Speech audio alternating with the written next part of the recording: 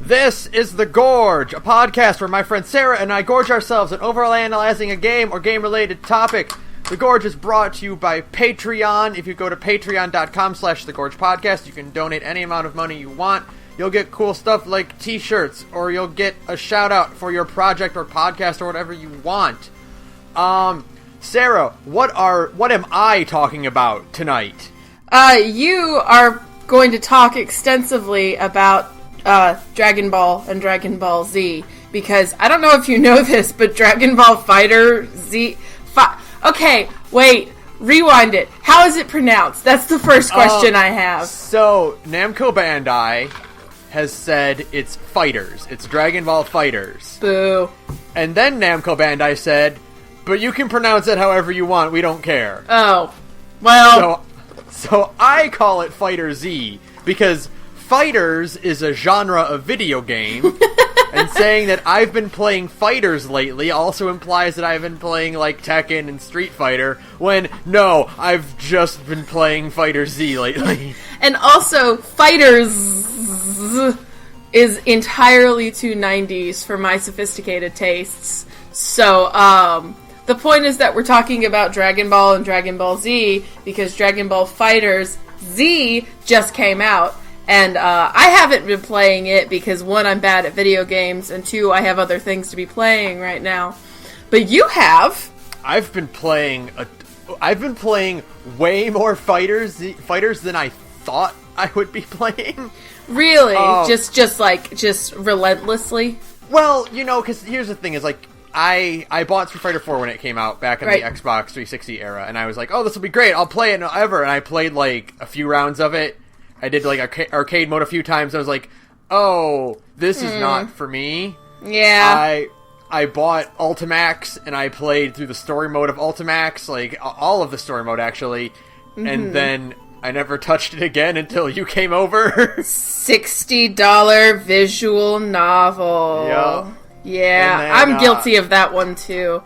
And I was like, Fighter Z will be the one. I'm sure history won't repeat itself.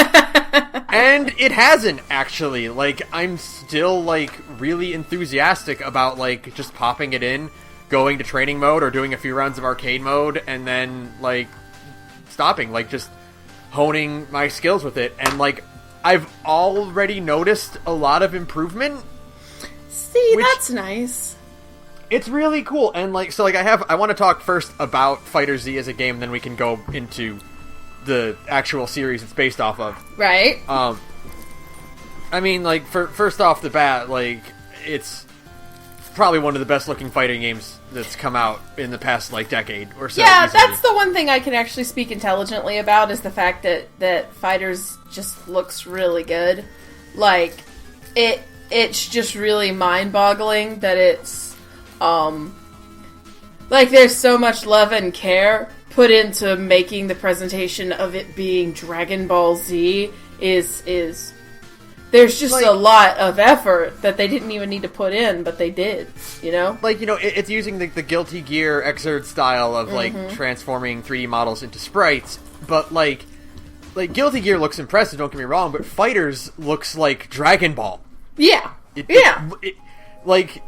It's like we've seen, like, there's been so many Dragon Ball Z games out there, you know, the Budokai Tenkaichi themes, the Budokai games, the Xenoverse games, but, like, this is, like, shot, like, it's perfect how much it looks exactly like the way you remember the series looking. Right, yeah, Dragon Ball Fighter Z, Fighters, fucking whatever, we're gonna keep going back and forth on this, I can already tell.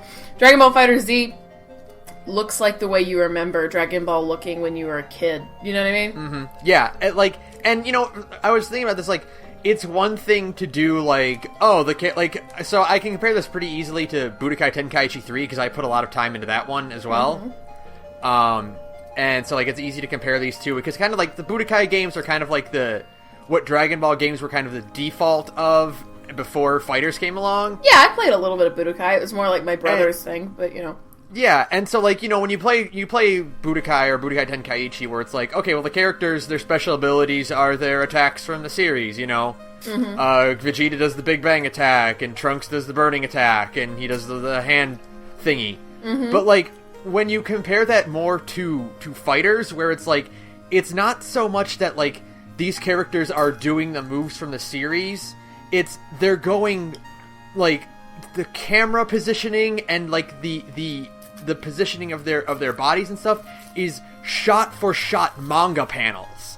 Yeah, for sure. It's like exact scene recreations sometimes, and that's like the coolest thing in the universe. You know, Trunks has an attack where it's where he does a leaping slash, and if he hits you with it, he does the rapid fire sword swing, and then he crosses his arm and does the energy blast, which is the one he used to kill Frieza, you know? Right, yeah.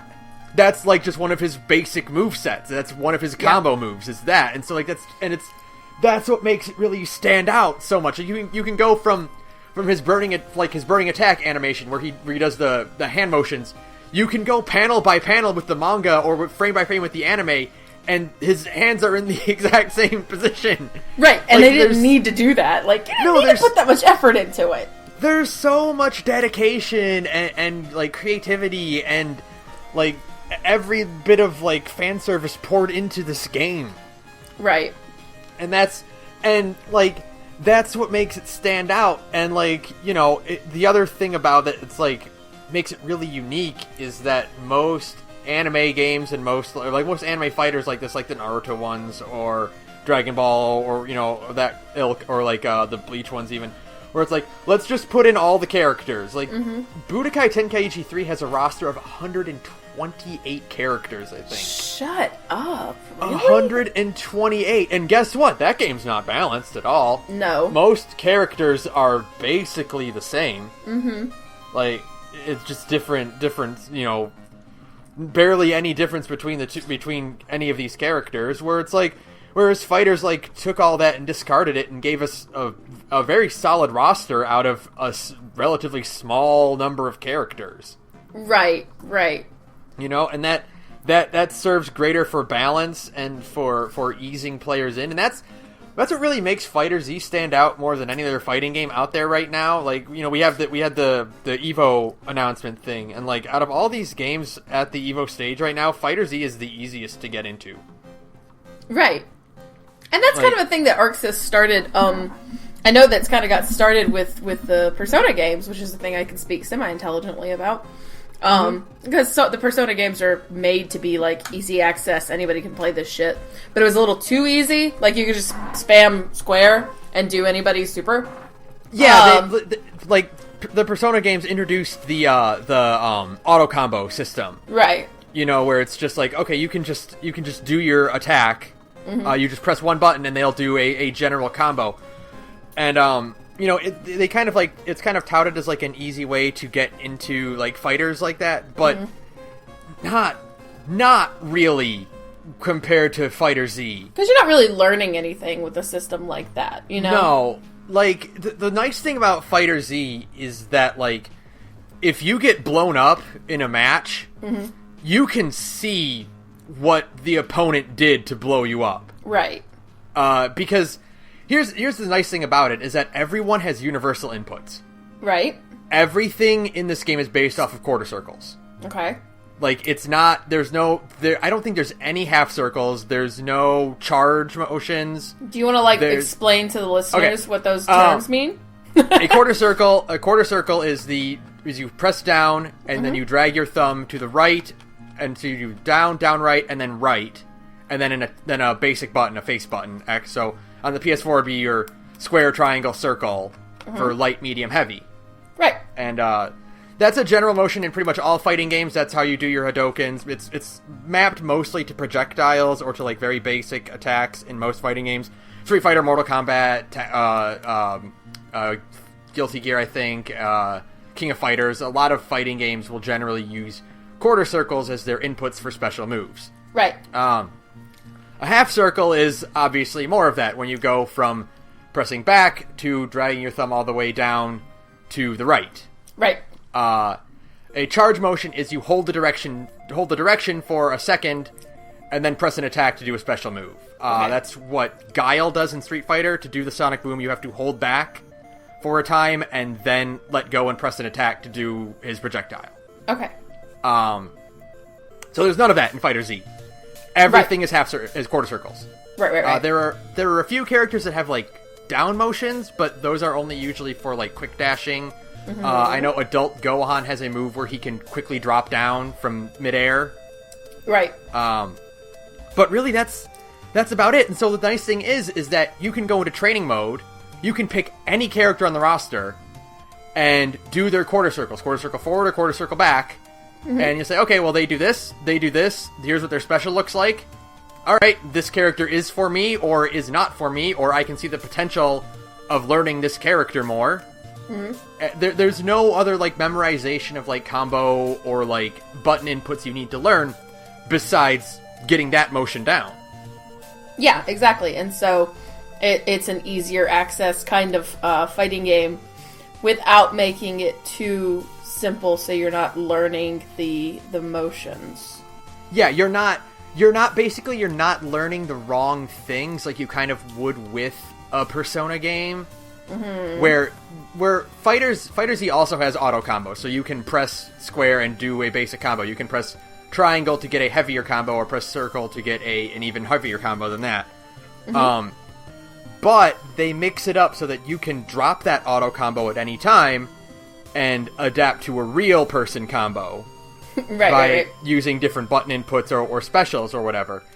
And so you can mix things up that way. They do a lot of little things to make it easier for players to pick up and to understand what's going on, and, you know, so that you can adapt to how to beat it. They have a really extensive training mode where you can set your opponent to just do the same move over and over again. So if you're having trouble beating a dash, you can just set the character to always just keep dashing, and you can just practice deflecting that or bouncing that back or countering it. Yeah. That's what makes it really, really interesting. And they also have this really, really cool thing in the training mode where they'll get character specific for certain things. Like, for instance, Frieza has a Golden Frieza mode where he turns into a much faster version of himself. He's faster and stronger. He's one of the only characters with like a power-up state in the game. Right. You can, if you're against Frieza in training mode, you can turn Golden Frieza on. Oh, okay. And he'll just be in it the whole time, so you can practice. Against it. Yeah, against just that. You can do the same with. So Krillin has an assist where he'll come in and he'll throw either a rock at the opponent or he'll throw a Senzu bean at you. Right. You can set him in training mode to always throw rock or always throw Senzu bean, so you can practice. Neat. So you can practice how to incorporate that into your moveset. Right. Okay, that's neat. Yeah, it's really, really interesting, like, breaking that down, and, like, the fact that everything is so simple and everything is so easy to practice is that it puts more attention on not just, like, memorization of combos or of button inputs. It focuses more on you learning how to fight an opponent in real time. Yeah. Yeah, that's neat. I think, just the what is the phrase? Easy to learn, hard, difficult to master kind of thing. Yeah, that's exactly it. That like most fighting games, like, well, you'll be able to like button mash your way through a few things with your friends, and then like you have to overcome a hurdle to like actually start picking up real strategy in the game. And Fighter Z makes it very easy to reach that incline, and you can really start to see your results very early on. You can realize, like, oh, I actually know how to beat that now. Right. Like, oh, I actually know how to play this game instead of smashing on the buttons. Mm-hmm. That's what makes it so interesting. And it's a lot like Dragon Ball Z, where there's that bit where, like, I think it's Nappa and Tien are fighting, and Gohan is like, I can't see them, they're invisible! And Piccolo is like, that's nonsense, they're just moving very quickly. And it's like, you go from being Gohan to being Piccolo. Right. You suddenly get it. It all just kind of clicks. Oh, also, while we're here, real fast, just because you brought it up, how about Arxis getting 3 games into Evo? Oh my god! And fucking Marvel not getting in at all. I can't believe, I remember listening, like, I was listening to our old episodes, and we were talking about the 2017 awards, and I got to the bit where I was talking about how Marvel there was a leak of, like, rumored characters being released, and I listed off all these great Marvel characters and all these great Capcom characters, and even you were like, holy shit, that sounds really great. I was like, Apollo Justice is going to be in the game, they're going to throw in all the X-Men. Right. No. Marvel's dead. Marvel's so dead. Okay, so Marvel's not even going to be at EVO. Right. It's not going to be at the Capcom Pro Tour either. What? Disney is burying Marvel vs. Oh Capcom. My god! They're absolutely burying it. That's so shameful. Holy shit! I told you Disney ruins everything. So what the rumor is, and what's actually pretty likely from a business standpoint, is bury Marvel. Next year, put out the real Marvel 4. Oh, because now they own Fox, so now there's no reason to not promote all the other Marvel characters. Right. So bury it. No one talks about Infinite for an entire year. The public forgets about Infinite. Boom, trailer for Marvel 4. Right, that makes sense. It's scummy. It's scummy, but it'll work. Especially if the roster's good. Especially if they actually, put in all the characters we give a shit about. So here's the best part, is that because Marvel's basically dead now, right? The game will forever have an imbalanced roster because there are more Marvel characters than Capcom characters. Oh no! Oh, that's a tragedy. So that will always exist now. Oh, that's so sad. Poor Marvel. But also, I don't give a shit, because that game is hideous. And just not good. EVO looks at several things. They look at who's playing the game. Will it look good on television? Yeah, because fucking EVO is going to be on ESPN this year. Yeah, we're going to see Goku on ESPN. Goku is going to be on the same channel I watch college football on, because nothing makes sense anymore. So, my favorite thing about EVO is every year we get the sports fan EVO tweets. Right. That are the fucking best, where it's, why is this video game bullshit on my sports? Where is football? Where is football? Get this video game bullshit off. Yeah, but fuck you guys, because ESPN plays poker. And then we'll eventually get, like, those tweets where it's like, I've been watching Street Fighter for 3 hours now. Every year. I'm waiting for college football tweets of, like, why the fuck is this fighting game bullshit on my sports? Where's football? Holy shit, is that Goku? Yeah, because for real, though, literally, everybody fucking loves Dragon Ball Z, and that's a big problem. And by problem, I mean awesome. Because, like, so funny. Everybody loves DBZ. So as soon as you get, like, DBZ on ESPN, hell yeah. Okay, and for 2, listen, the joke is, like, college people, like, like, football nerds and shit don't like anime. No. I hang out on the college football subreddit, and I'll tell you right now, every single one of those dudes is a fucking weeb, okay? They're gonna be excited. They're gonna be hype as fuck, because Dragon Ball Z rules, and they're all giant nerds, too, so it's going to be the best. But no! Fucking Arxis has 3 games at EVO this year. And one of those games isn't even out yet. No, fucking Cross Battle, which makes no sense, but sure. So here's the best part: is Cross Battle will be out 2 months before EVO. Wow. And that's not usually allowed, because, like, if a game or a character comes out within, like, a month time for, or, like, if a character comes out between a month before EVO, you can't play that character at EVO. That makes sense. Because there's no time to develop strategy for or against them. You know, it's imbalanced. Right. So they're just like, no, you just can't play that character. Right. Games usually have 3 months before they'll be allowed at the stage, but the head or the producer or the decision maker for Evo hates Marvel, so he buried it, and so he's bringing in cross battle.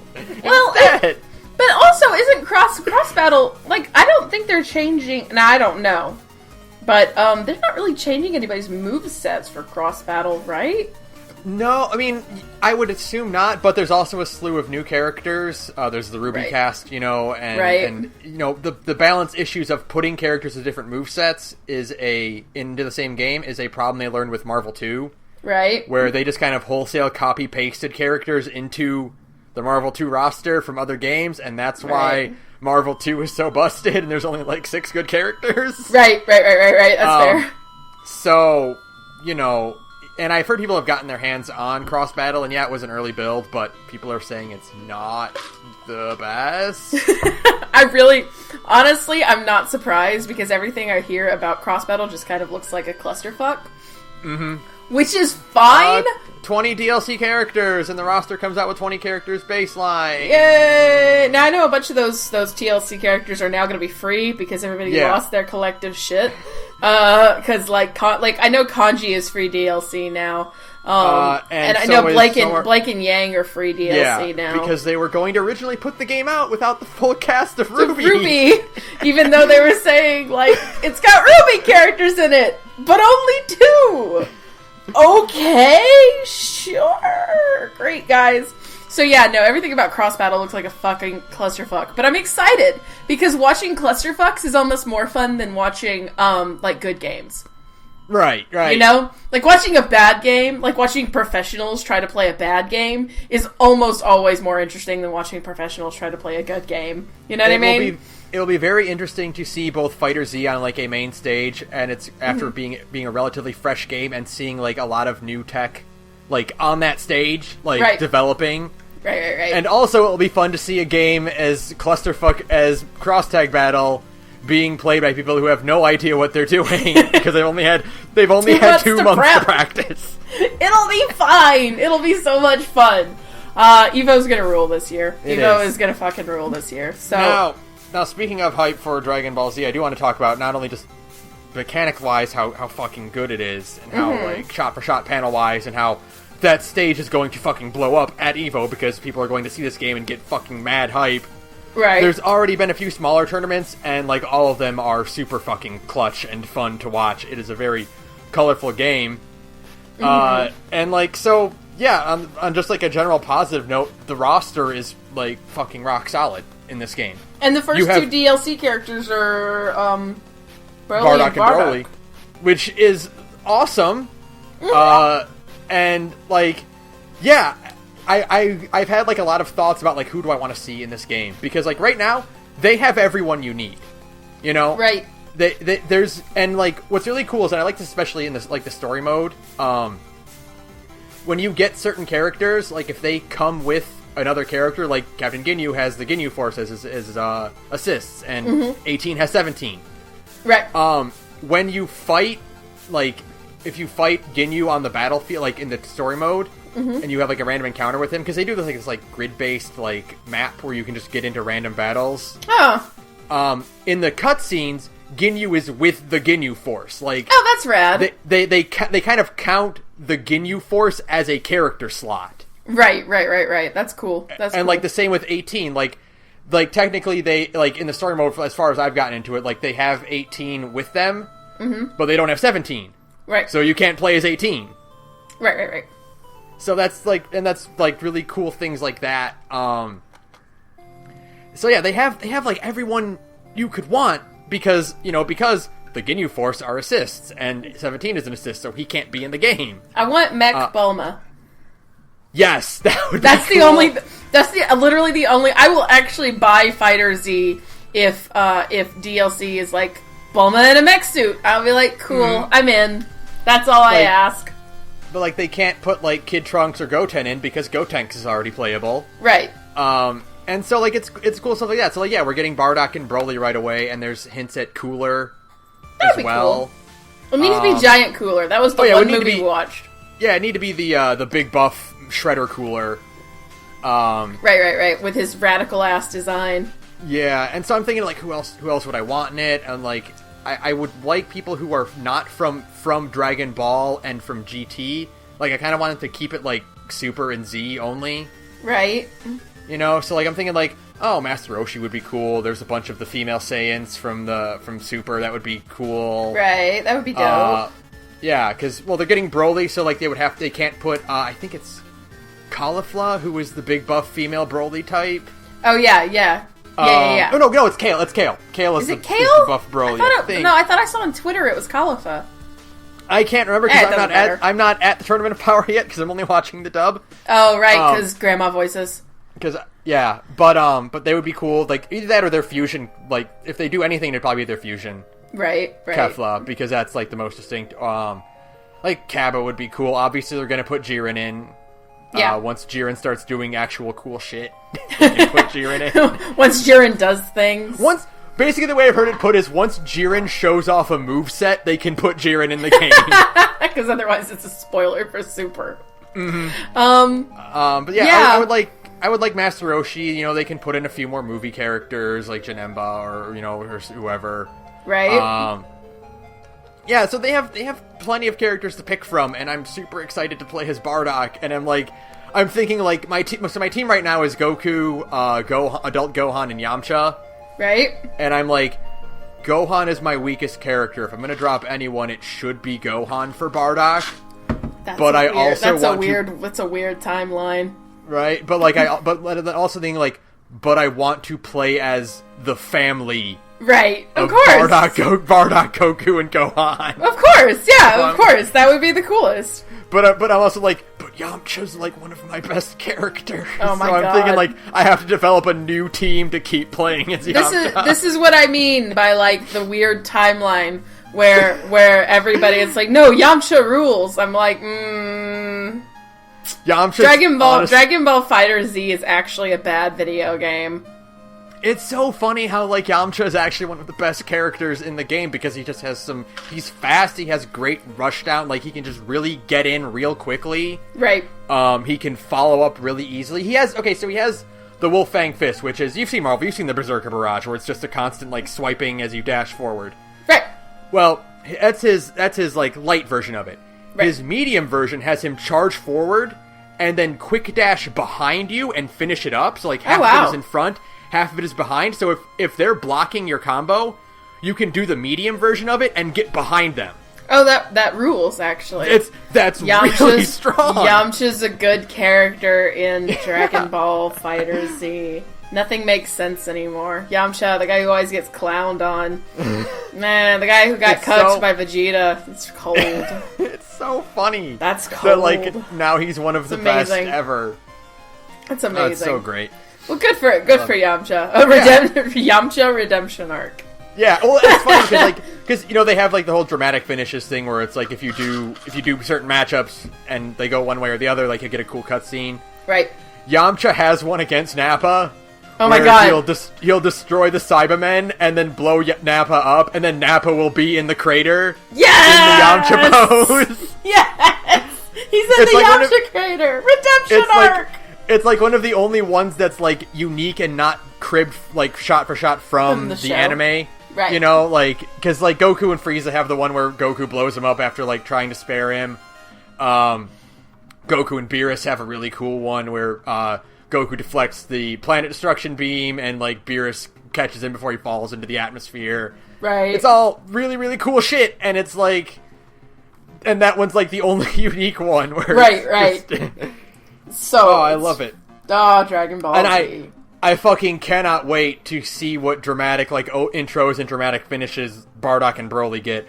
Bardock fucking better have one with Frieza where he gets the revolution speech, you know? Right, yeah. Oh, I want that. That would be rad. Oh my god, he's so fucking cool for Bardock, for Broly. For Broly, I really want, like, it'd be great if you could get, like, if you have Goku and Vegeta, or Goku and Piccolo on your team against Broly, they do like the little thing where Broly just stands there and they just swing at him and it's not working. Oh man. The coolest character. Broly's so fucking cool. I hate Broly. He's so dumb, but he's so cool. That's all of Dragon Ball Z, my dude. I hate to break it to you, but all of DBZ it's so dumb, but it's so cool. Like, so it's cool because Broly is like the character who's so dumb, but he also rules. Like, he sucks, but he's also cool. But like, Bardock is also just cool. Bardock is also just cool. Fucking cool. But he just still gets steamrolled. He's like fierce, like not evil, but like feral Goku. It's fucking awesome. If Goku was a badass, then that's Bardock. Mm-hmm. You know? But instead, we have Goofy Goon Goku instead, which is fine. I'm really hoping that, like, my ideal dream is, okay, so Gohan has his level 3 super is the family Kamehameha, so he gets Gohan in, and they both do the Goten in, and they both do the Kamehameha. And if you have Goku on your team, he joins the fray too, so it's all three of them. Right. And it'd be fucking rad if you do have a Bardock Goku Gohan team, then Bardock joins in on the Kamehameha. That'd be so dope. It'd be the coolest. Be the hypest shit. That'd be the hypest shit. Oh, well. So, speaking of hype moments, like, yeah, so Fighters is great. I'm really excited. I cannot wait to see what the remaining 6 DLC characters are. It's fucking great, everyone. If you're even remotely curious about fighting games, pick up Fighters as your first one, because it's the best way to get in and like understand the basic fundamentals of a fighting game before you can branch out even to stuff like Street Fighter or King of Fighters. Right. But so because I've been playing Fighters and like reading up on it, I'm fucking back in to Dragon Ball Z. Because turns out it never goes away. Surprise! You can't actually. You're always going to be a 12-year-old boy. Sorry. I was like, and I saw the first trailers for it. I was like, okay, that's cool. Like, I like Dragon Ball Z. I'll probably pick this up and give it a few shots. And I played like a few rounds, and I'm like, who is this Hit character? What's a Goku Black? Right. Why is Hit so cool? Who is this Beerus guy? Like, what? I need to watch Super. And so I watched every episode of Super available on Funimation, except for, like, that's been dubbed so far. And I'm like, this is really good. I kind of want to go back and watch Dragon Ball Z. So I watched a few of the movies. And I'm already planning to watch either Kai or just fucking raw through Dragon Ball Z. Doesn't Kai kind of suck, though? It's got its points where it's like, it's more accurate to the manga. Right. So if you are an anime person, then it's not going to be as good. They cut out most of the filler, which is really good, but like, the digital restoration kind of looks a little lacking in certain points. Yeah, okay, so there's a good place to start. What the fuck is Dragon Ball Kai exactly? Dragon Ball Kai is it's not a full remake. It is a trimmed down version that's been digitally restored for widescreen, for modern televisions. And it's been digitally recolored, and it cuts out a lot of the filler. It goes from like over 200 episodes to like, I think like 170, 190, I think. That's not much of a cut, my friend, but I mean, if it goes from like, I think it goes from like 260 to 190, so that's still like 70 episodes you don't have to watch anymore. Fair. I mean, no matter what you do, Dragon Ball is a big series. Right. So, and it's got its pluses and minuses. It's fully redubbed, so you don't get a lot of the like training wheels early Funimation dub work from the mid 90s. Right. But you also lose stuff that you kind of grew up with, like the Bruce Falconer music. They use the original music for it, and like some of the digital restoration kind of loses a lot of the sketchy look to it, and it loses a lot of the like the coloring and shading. Right.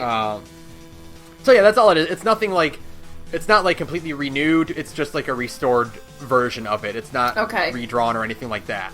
Okay, so it's just a cleaned up Dragon Ball Z. Yeah, basically. Yeah. Okay. All right.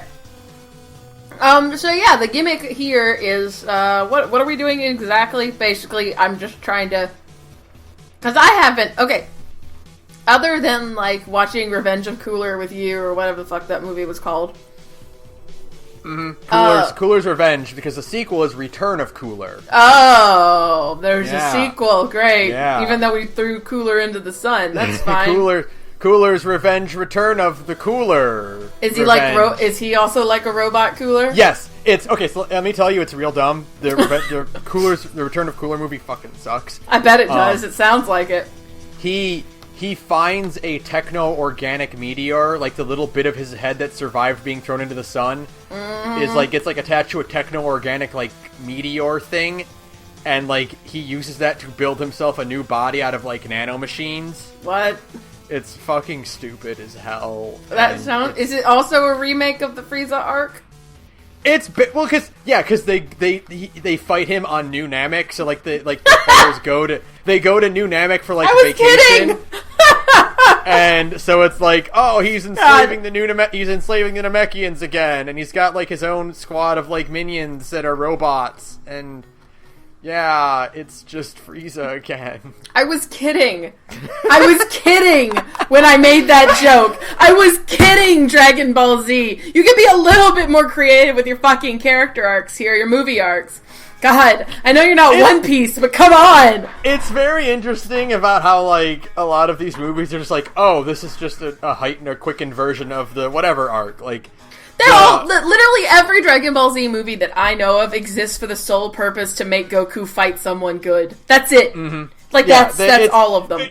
I watched them all a while ago, and you can start seeing the pattern of the movie, which is the villain shows up, right? And whoever is the current frontline roster minus one character fights them. So it's okay, Goku, Gohan, and Krillin will fight the enemy right away. And then he'll fucking blow the fuck out of Goku, out of the three of them. Mm-hmm. And then Piccolo will show up and save the day. And then they'll, get a second wind, and Goku will power up. Either he'll go Kaioken, or later he'll go Super Saiyan. Right. And he'll do one final attack that will beat the bad guy. And meanwhile, the secondary team of Piccolo, Gohan, and Krillin will fight off the henchmen. Right. And they'll get their chance to do something cool. The stupid one, the pretty one, and the one with the freaky powers, as they say in Dragon Ball Z Abridged. Yeah, and so they'll do that. And then later on, that formula changed to, instead of it being Goku, Gohan, and Krillin, it was Goku, Piccolo, and Gohan, or Goku, Piccolo, Trunks, and Gohan, or just Gohan, Piccolo, and Krillin, and Trunks, and the one who saves them midway through changed from Piccolo to Vegeta. Okay, because Vegeta is the best character in Dragon Ball Z. That's fine. And so then afterward, but then and then eventually when Goku was dead, Gohan took over his Goku slot of being the main one who powers up at the end and defeats the bad guy in one hit. Yeah, poor Gohan never got to... didn't get to stay the main character. No, wouldn't it be great? I say this a lot, but wouldn't it be great if Dragon Ball Z was good? Wouldn't it be great if Dragon Ball Z had been, really crazy and avant-garde about, at the end of the fucking... When did Goku die? I'm losing track of it. At the end of the Cell Saga. Okay, so if Goku had died, right, at the end of the Cell Saga, and had just stayed dead, that would have been the raddest fucking thing on planet Earth. You know what I mean? Mm-hmm. That would be the greatest... the most crazy thing a shonen series could ever do is fuck yeah, let's just kill the main character, and then his son takes over for... It's like fucking Red Dead Redemption, you know what I mean? Yeah. And Toriyama tried so hard. He tried He so really, hard. really tried. Because that would have been awesome, and he did. Toriyama knew. He's like, this is the best idea I've ever had. If I have to keep writing this goddamn series, I'm gonna do it right. It's gonna be a pass the torch. It's over. This is the definitive end. He's passing on his legacy. He's dead. Yeah, that's crazy. Kill off Goku, and then let Gohan become the cool badass, son of Goku. Here, he's gonna take on the universe kind of character. Nope. But Goku sells merchandise. Man, wouldn't it be great if Dragon Ball Z was good? Dragon Ball Z is cool, but Dragon Ball Z isn't good. Yeah, you know what I mean? Yeah. I have a lot to say about that. but I want to get to what you want to talk about first before I get into, like, my... That's like, fine. Like, the latter half will be, like, when I talk about, like, the merits of it and stuff. But I want to hear what you have to say first. Alright, so then in that case, because like I said, these are all things that are just coming to me as we talk. Who is your favorite character and why is it Vegeta? My favorite character in Dragon Ball Z is Bardock. You're wrong, it's Vegeta. No, it's not. Vegeta is the best goddamn character in the series, even now, after 1 billion years. My favorite character is Bardock, and my second favorite is Gohan, and my third favorite is Goku, and that's going to be my fucking team in Fighters. It's all three of my favorite characters. You suck! Like, I get Gohan, but Bardock is in, like, one movie and then gets owned at the end of it. He's just, like... I know, but he's so cool! He's, like, fucking DBZ Kamina, but without any of the cool Kamina shit. You know what I mean? Like... But he's so fucking cool! But I've seen the bit where he gets killed at the end of that movie, and he's like, here's my little piddly shot, and then he's like surprised that didn't work. And you're like, go fuck yourself. You had to know that wasn't gonna work. So here's two dumb things about Bardock. One is dumb and one is actually kind of cool, but also super dumb. Well, that's Dragon Ball Z, so yeah. So Bardock there's two different variations of Bardock that exist within the DBZ quote-unquote canon now. Oh, that's There nice. is, okay, so the story goes that he dies against Frieza when Frieza blows up planet Vegeta. Right. There is a movie, a short OVA movie that was released a few years ago where it's revealed that no, Bardock did not die. What? Bardock was sent back in time, you see. Oh, no. And Bardock fought against Frieza's ancestor in the past, and in his rage became the legendary Super Saiyan that was spoken of, and why, what Vegeta thought he was on planet Namek. You see, it was Bardock who was the legendary Super Saiyan all along. Yeah, okay, I gotta go, man. I gotta go. That's fucking stupid. Yeah. There's another one, though, in Xenoverse 2, which is the plot of Xenoverse, and I've never played Xenoverse, but I kind of want to give it a shot because it involves time travel, and it involves basically Trunks on parole for fucking with the time stream. Alright, that's cool. And in that one, Bardock is also caught up in time shenanigans, but he becomes a time patrol agent called the Masked Saiyan, and he keeps challenging the player character in Xenoverse as a, like, Proto-Man rival type. And it's like, that's also dumb, but it's kind of cool. It's kind of stupid, but you love it because you're a sucker for time travel. Also because it's like, he's like the masked fighter, and it's like, oh, that's fucking dope. That's super cool. Yeah, I saw Gundam too, don't worry. He gets, like, unique armor and stuff, and it's like, oh, okay, that's kind of neat. That's kind of cool. But look, no matter what, Bardock still shot, he basically fired a BB gun at a nuke. and was like, and had the gall to be surprised when it didn't work. I don't even remember how I saw that. Maybe I was on Twitter, I was just fucking around on Twitter. And I saw that on Twitter, and I got mad. I was, watching it. I was like, what the fuck did you think was gonna happen, you piece of shit? You're just as stupid as Goku. This sucks! So, yeah. Also, Bardock's wife is really cute. Goku's mom is adorable. Yeah, I saw that. I also saw that on Twitter, because I have just started living on Twitter. Somebody save me. Yeah, so your favorite character you said is Vegeta. Because Vegeta is the best character in Dragon Ball Z. Vegeta just fucking rules. Vegeta is so my experience with Vegeta is entirely one, that I was a 12-year-old girl who was in love with Vegeta, because I have been the same person my entire life. I have never once had good taste in anything, Benjamin. Not once in my life have I ever had good taste. If there is a shithead villain character in a series of any kind, I will immediately be like, this one. It's my favorite. I love them. And somebody will be like, they're trash. And I'll be like, no, but you don't understand. I love them. Okay? My favorite characters growing up in DBZ were Vegeta and the android twins, which is all you need to know about me, okay? Like... Yep. And I know you, so yeah, that makes sense. That tracks, right? Like, that tracks, 100%. Did I ever tell you the story about Android 17 and my birthday? No. Oh no. You want to know why I don't think anything good will ever happen ever? You know, like the Louis C.K. joke. Maybe something nice will happen. Why the fuck would anything nice ever happen ever? Because when I turned 12 years old, right, on my birthday, look it up. Look up the broadcast history. October 20th, whenever the fuck I was 12, it's a long time ago and I can't do math, is the episode Android 17 died. It was the episode he got eaten by Cell? Yep. Oh, that sucks. On my birthday.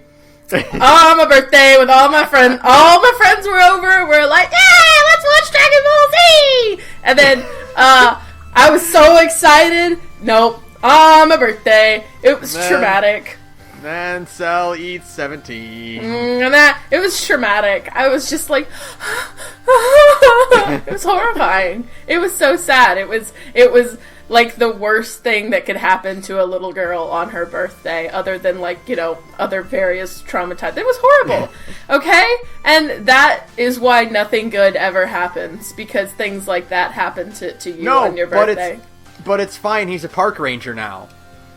Is that it? Is that the story now? So, because he got revived, because they used the Dragon Ball Switchback everyone who died from Cell. Mm-hmm. And so he counts for that. Mm-hmm. And so he fucked off and became a park ranger in the forest and got married and adopted 2 kids. That's awesome. Like, Android 17 rules. Goku goes to recruit him for the Tournament of Power in Super, and he's like, then you realize that Goku and 817 have never actually seen each other in person before. And 17's like, yeah, I just live out here in the forest now, and I'm just content with my life. That's amazing. That is great. I'm so glad I knew that, because all I knew about, like, 17 post DBZ was, like, GT, and I know nothing about GT. I just know about Super 17. I don't know what that is. It's, okay, so Super 17, I do know this much about it, because I also know very little. So, in Hell, in GT, Dr. Gero teamed up with another scientist who was also in Hell. Whatever you were about to tell me sounds like the dumbest fucking thing I've ever heard in my entire life, but let's roll with it. It's from GT, so, yeah. Okay. So, down in Hell, they built another Android 17. They just built Android 17 again. So, evil Hell 17 escapes from Hell, and he fuses with regular 17. And they become Super 17. And Super 17 looks like fucking shit. Dragon Ball GT kind of sucks, doesn't it? GT is fucking stupid. And I'm glad Super retcons it. I'm glad Super retcons it super hard right away. Wait, how? Okay, so in the first episode of GT, like, the reason Goku gets young again is because, I don't know if you remember from Dragon Ball, but you had what's his name? The little goblin guy with Shu and Mai. Pilaf, Emperor Pilaf. Right. The little goblin guy. So they're all super old in GT. And they're like, Goku, like, stomps their robot super hard, and like, they have the Black Star Dragon Balls, and like, Pilaf is like, fuck you, Goku, I wish you were a little kid so I could stomp you again. And Dragon's like, I heard that, and so that's how Goku gets young again. Right. But, so in GT, they're all really old and they're all grandpas and grandma. Right. Super is revealed that the reason that they couldn't use the Dragon Balls in the Android Saga is because the Pilaf gang used them first without anyone knowing and wished for youth. So they all got de-aged into, like, toddlers. and so they're all really they're like 12 in Super because they hang out with Trunks and Goten. And so awesome. So they're all really young, and so they can't be grandmas in GT because they're all babies now. Perfect. It's fucking hilarious. It's like the idea, and it's such a bummer that GT kind of sucks because I saw a bunch of like promo art and stuff for it. Oh, like... And it's all really good! What's the problem with GT is that GT had Toriyama design a bunch of cool enemies for them to fight in GT. Yeah! But then no one wrote them well, and they all sucked and were dumb. Yeah, because, like, all of the promo art I saw for GT, like, fucking rules. Like, it's like Teenage Trunks and... it's Pan, right? Pan, yeah. And young Goku, and it all looks like shit from, like, Chrono Trigger. And it's just, like, this incredible, cool, like, alien planet-looking stuff, and you're like, this is exactly what I would want from a Dragon Ball, you know? And then you read about it, and you're like, oh, no, it's bad! Oh, it's all real dumb, it's and, like, really dumb. No one matters, and it's all stupid, and you basically, they're handed the gold of, like, hey, Akira Toriyama, design robots and aliens. Mm-hmm. And just give us a bunch of alien and, like, rusted robot designs down, and, oh, no, we can't write anything with them. No, it's bad. No, it's really bad. This sucks. Yeah, it's a tragedy, because, like, all of the stuff in GT, I hear it, and I'm like, yeah, that sounds cool, except for the Super 17 thing. That's just fucking dumb. But, you know, you, like, see the pictures, you're like, oh, that looks nice. Oh, no, fuck. Like, we're given, like, dragons that represent each of the Dragon Balls, and, like, they have really cool designs, but they suck as villains. Bad. Oh, well. Oh, well. Dragon Ball GT would have been way better if it was just, like, a adventure story about Goten, Trunks, and Pan, and not dumb kid Goku. Yeah, but then, because, like, they gotta put Goku and everything. Yeah, but Goten looks like Goku. I know, but, you know. So just make it about Goten and Trunks and Pan. Yeah, that would have been really fun, and God forbid we have any fun. Oh, well. No, but Super's actually really good, though, so that... I know, and you know, I'm fine with learning about Super vicariously through you, you know? Alright. So who the fuck is Hit? Hit? Okay, so Hit's fucking really cool. Okay, so Super reveals this really cool thing that's actually kind of interesting. Mm-hmm. There are 12 universes in existence in the Dragon Ball timeline. Like alternate universes? Yeah, and we're in Universe 7. And the way it works is that each universe has a counterpart, like its opposite number that equals 13. So, Universe 7, our universe, has 6. Right. And... so, like, there's a lot of similarities and parallels. So, like, 6 also has an Earth, but in their Earth, it was blown up in war, and it's a barren wasteland. Mm-hmm. 6 has Saiyans, but the Saiyans are alive, and they're basically, like, mercenaries that do good instead of, like, planet conquerors. Like, you meet in one of the arcs where Hit's introduced, you meet Kaba, who is basically like a Vegeta equivalent. He's like a high-ranking Saiyan who looks a lot like a very scrawny young Vegeta. Mm-hmm. And he's, like, shocked that, like, oh, your Saiyans are, like, evil and they, like, hurt people real bad? That sucks. I don't like that. We're good guys. Huh, okay. So, Hit is from Universe 6. Right. And basically, he's an assassin that doesn't use ki blast. He doesn't do charge up stuff like that. He can fly, but, like, that's about all he can do for, like, shooting energy blasts or, like, powering up to a new form. Like, he even calls Goku out, where, like, he does a thing where, like, he does, like, the standard power up where, like, energy surrounds him and he's glowing and stuff like that. And he's like, yeah, that was a bluff. That didn't do anything for me. I don't need to stand here and scream to power up to fight you. Oh, really? So, what Hit's ability is that he can skip forward in time. Oh. So he uses that to, like, beat... because, like, that's like, no matter how fast you move, you still have to move through time. Hit can skip, like, 1/10 of a second ahead, and that's just enough with his regular base speed to, like, get the advantage and basically just blow through anything you have to offer, because he can just dodge anything you throw at him. Right. Wow. So, and, like, through his fight with Goku, he learns to do that to, like, I think half a second ahead. So he just keeps getting stronger and stronger as he does it. And he's just fucking really cool and stoic. And, like, you know, Dragon Ball Z is all about fighting. It's all about fighting guys who are martial artists or, like, you know, soldiers or whatever, and hits, like, an assassin. Yeah. So, like, he takes jobs, and, like, he sneaks in, does the job quickly, and gets out. So, like, he's this really unique, like, addition to the cast.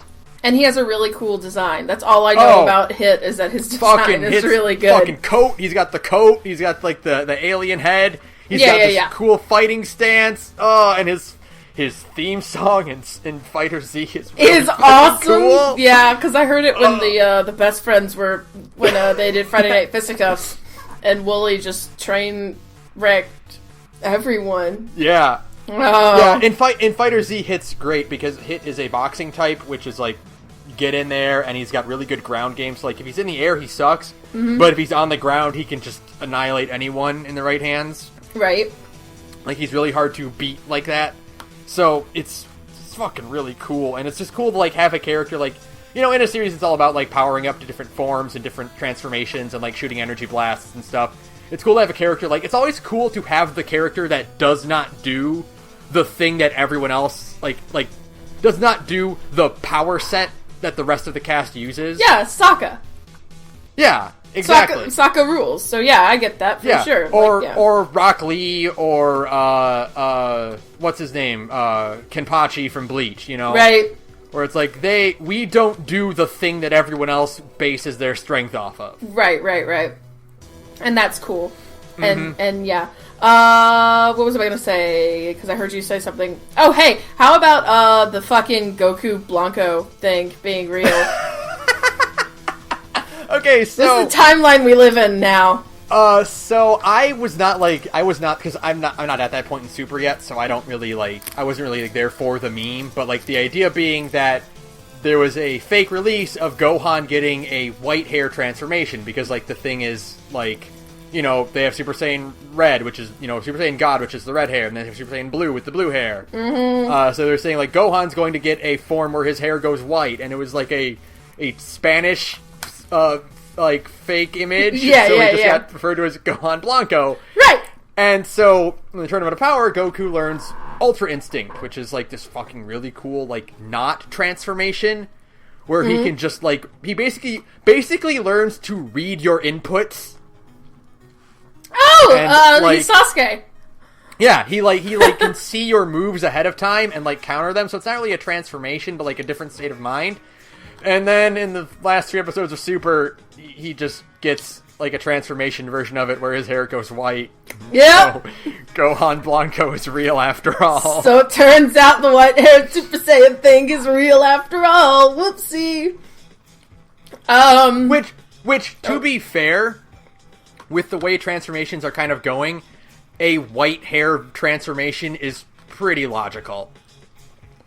Like, yeah, but we've got a lot of transformations now, like a lot. Like we do have a lot, but you know, and Eyepatch Wolf pointed this out, where it's like, but that's Dragon Ball Z's thing, is that characters transform as their power up. Like that's kind of like their whole appeal of the series, is that the heroes turn into these like refined warrior versions of themselves, and the enemies turn into monsters.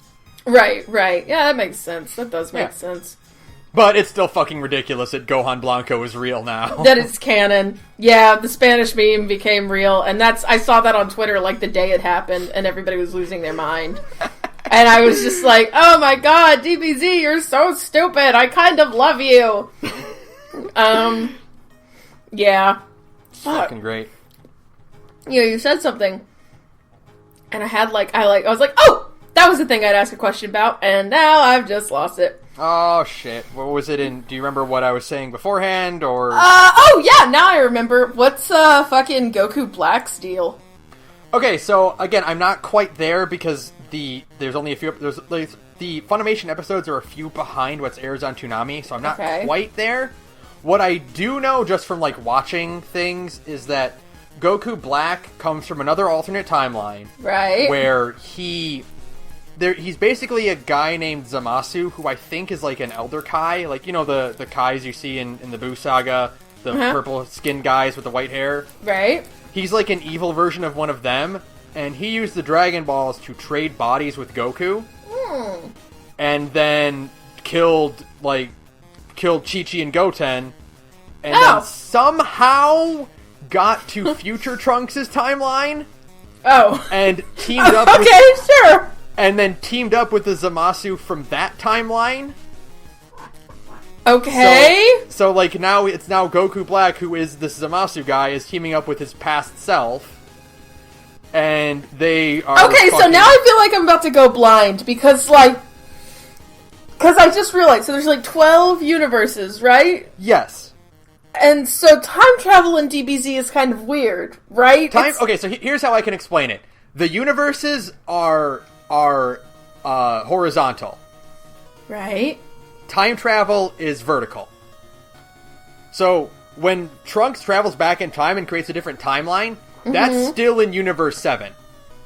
Okay. So it's just Universe 7 has a bunch of branching timelines. And actually it's a plot point in Super that, like, the Galactic Police are mad at Trunks for time traveling because it causes instabilities. It's still, like... Yeah, so... That's a lot.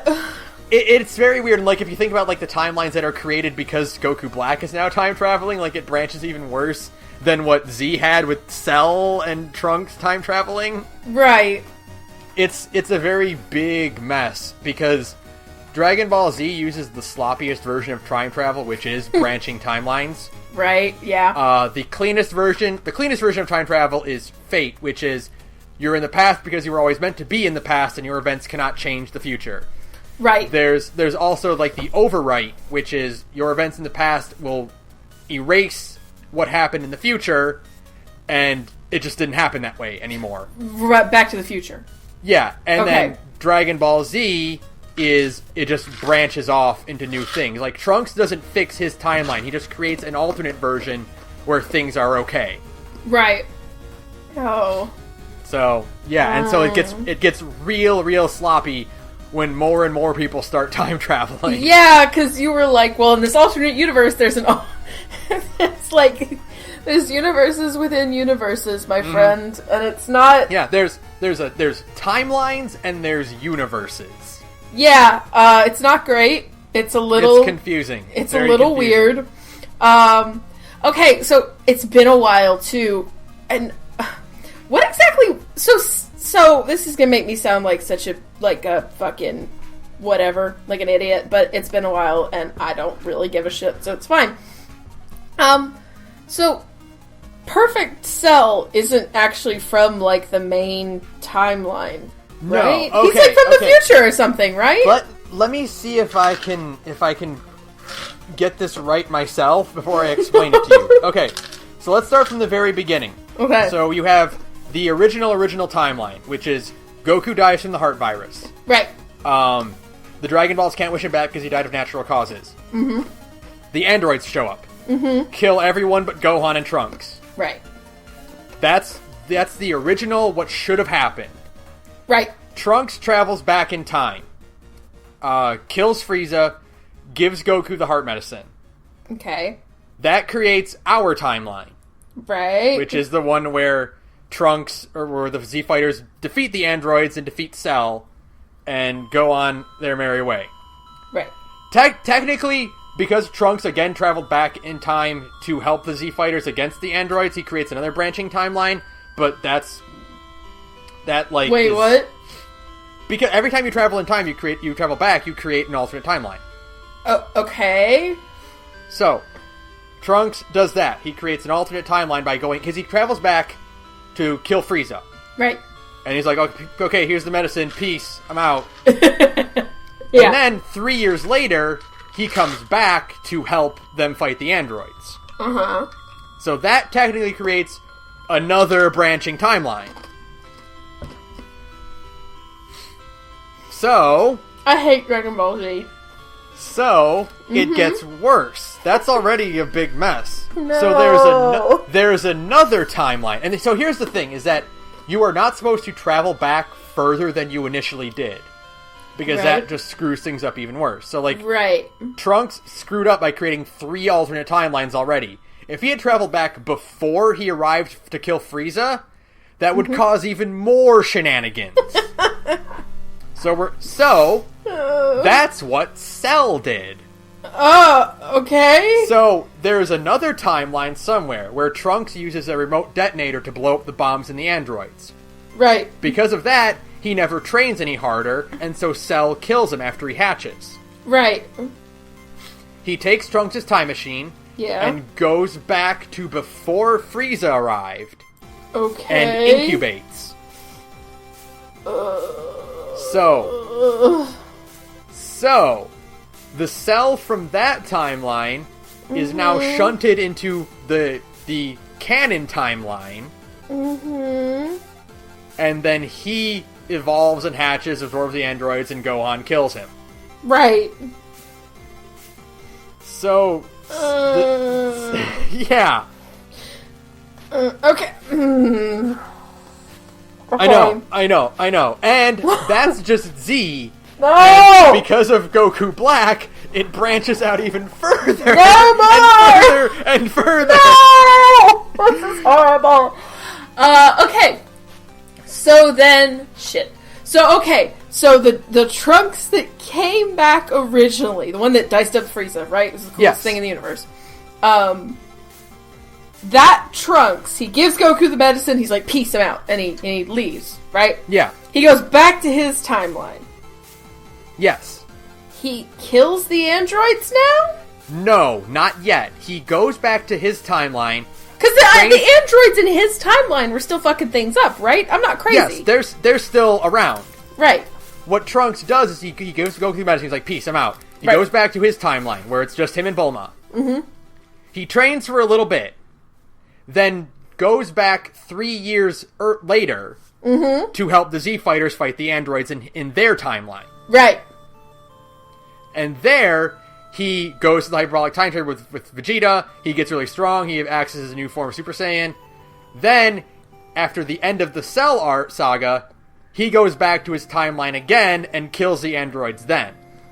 Okay. And because he's so much stronger now, he can kill his Cell when his Cell hatches. Okay. Oh my god. I know. I don't like it, Ben. The only important thing you need to realize now is that the only two timelines you need to pay attention to are our timeline, which is the one where everyone banded together and they beat Cell and they went on to fight Boo. Right. And the Future Trunks timeline, which is where Future Trunks is hanging out. Right. That's all that matters. Okay. The timeline where Cell came from doesn't matter because everyone's dead in that timeline. Yeah, okay. And like any other branching point doesn't matter because we don't focus on them. So is the Trunks that's in Xenoverse, that's like Future Trunks? That's Future Trunks because he got arrested for screwing up timelines by the Time Patrol. And they're like, you can't do that. Now you gotta fix timelines, motherfucker. That actually sounds pretty great.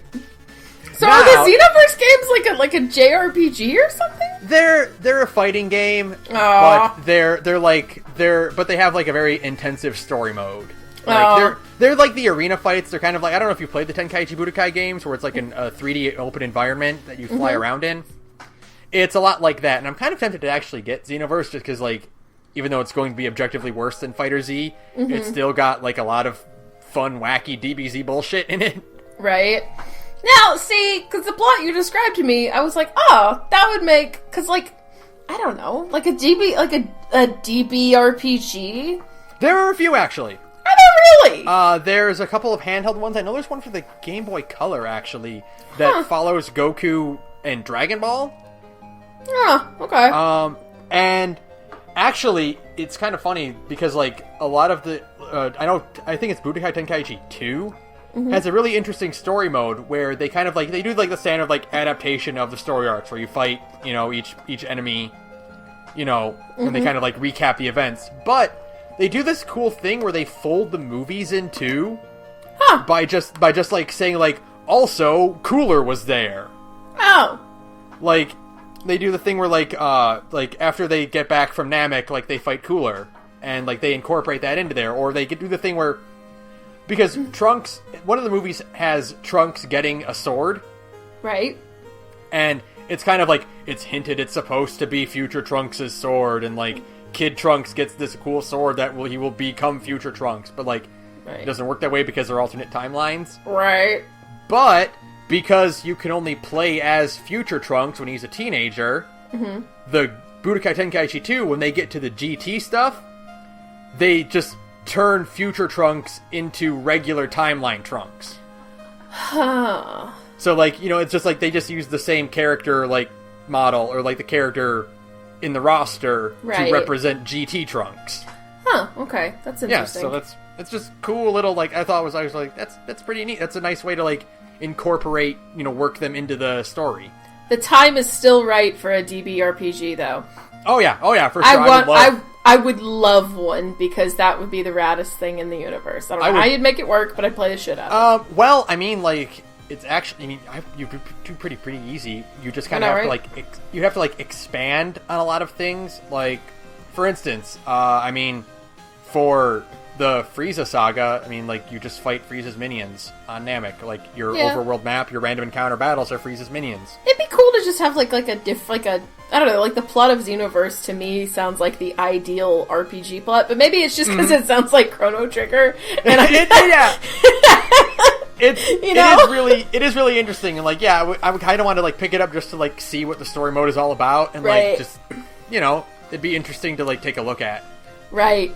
Yeah, there's a lot of Dragon Ball Z, if you haven't noticed. Like, I'm hearing all of this, and I'm like, my head, there's so much! There's so much content in DBZ that it's a little baffling sometimes, and I'm just like, all of these movies, isn't there, like, an OVA, or, like, a movie for Future Trunks? Yes, there is. That has, like, that has, like, the badass future Gohan in it. Yes, it's one of the best. Like that. Yeah, I want to watch that really badly.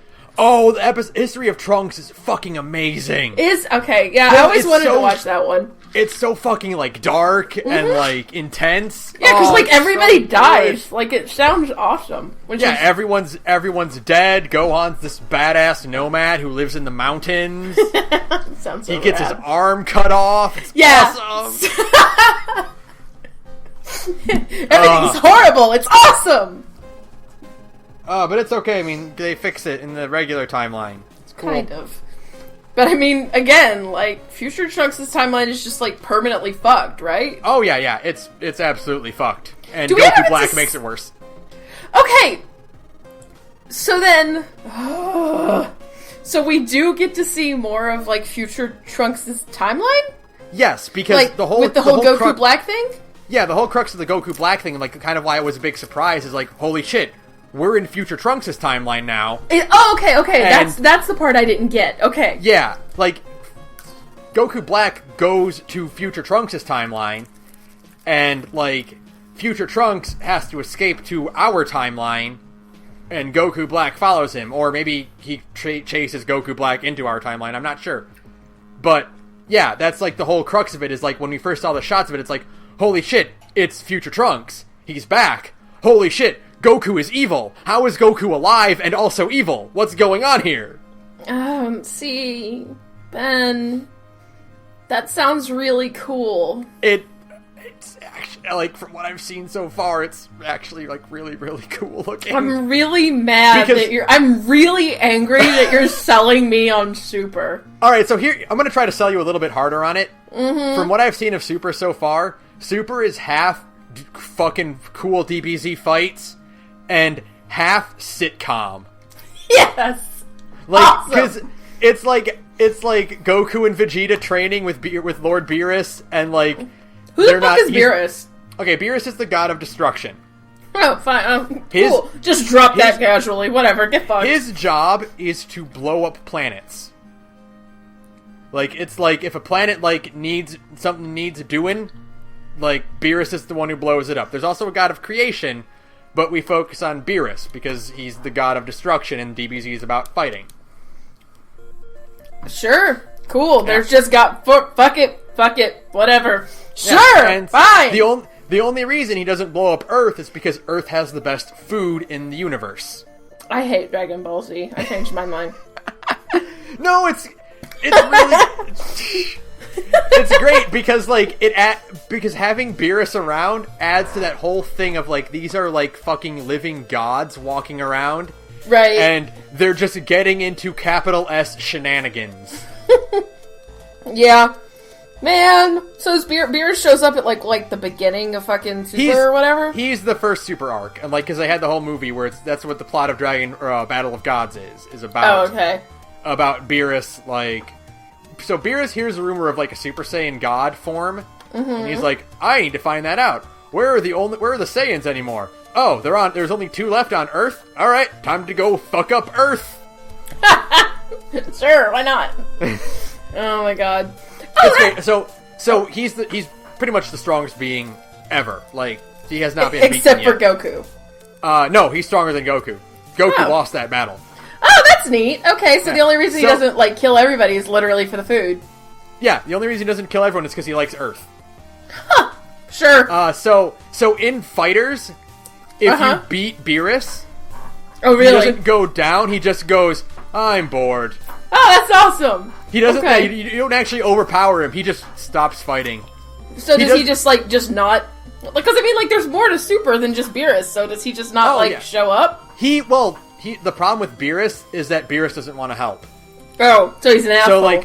So when bad guys show up and Bulma's like, "Hey, Beerus, Whis, help us." He's like, "Nah, I don't wanna." Radical. Sure. Yep. Sure. Fuck. What else were we saying?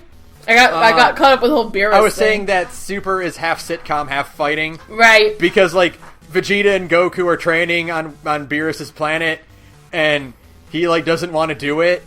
So they're trying not to wake him up while he's napping, and they're wearing these heavy weighted suits, and so they're waddling away as Beerus goes into a berserker rage because they woke him up. It's fucking great. Beerus is talking to his brother, who is the god of destruction of the Universe 6.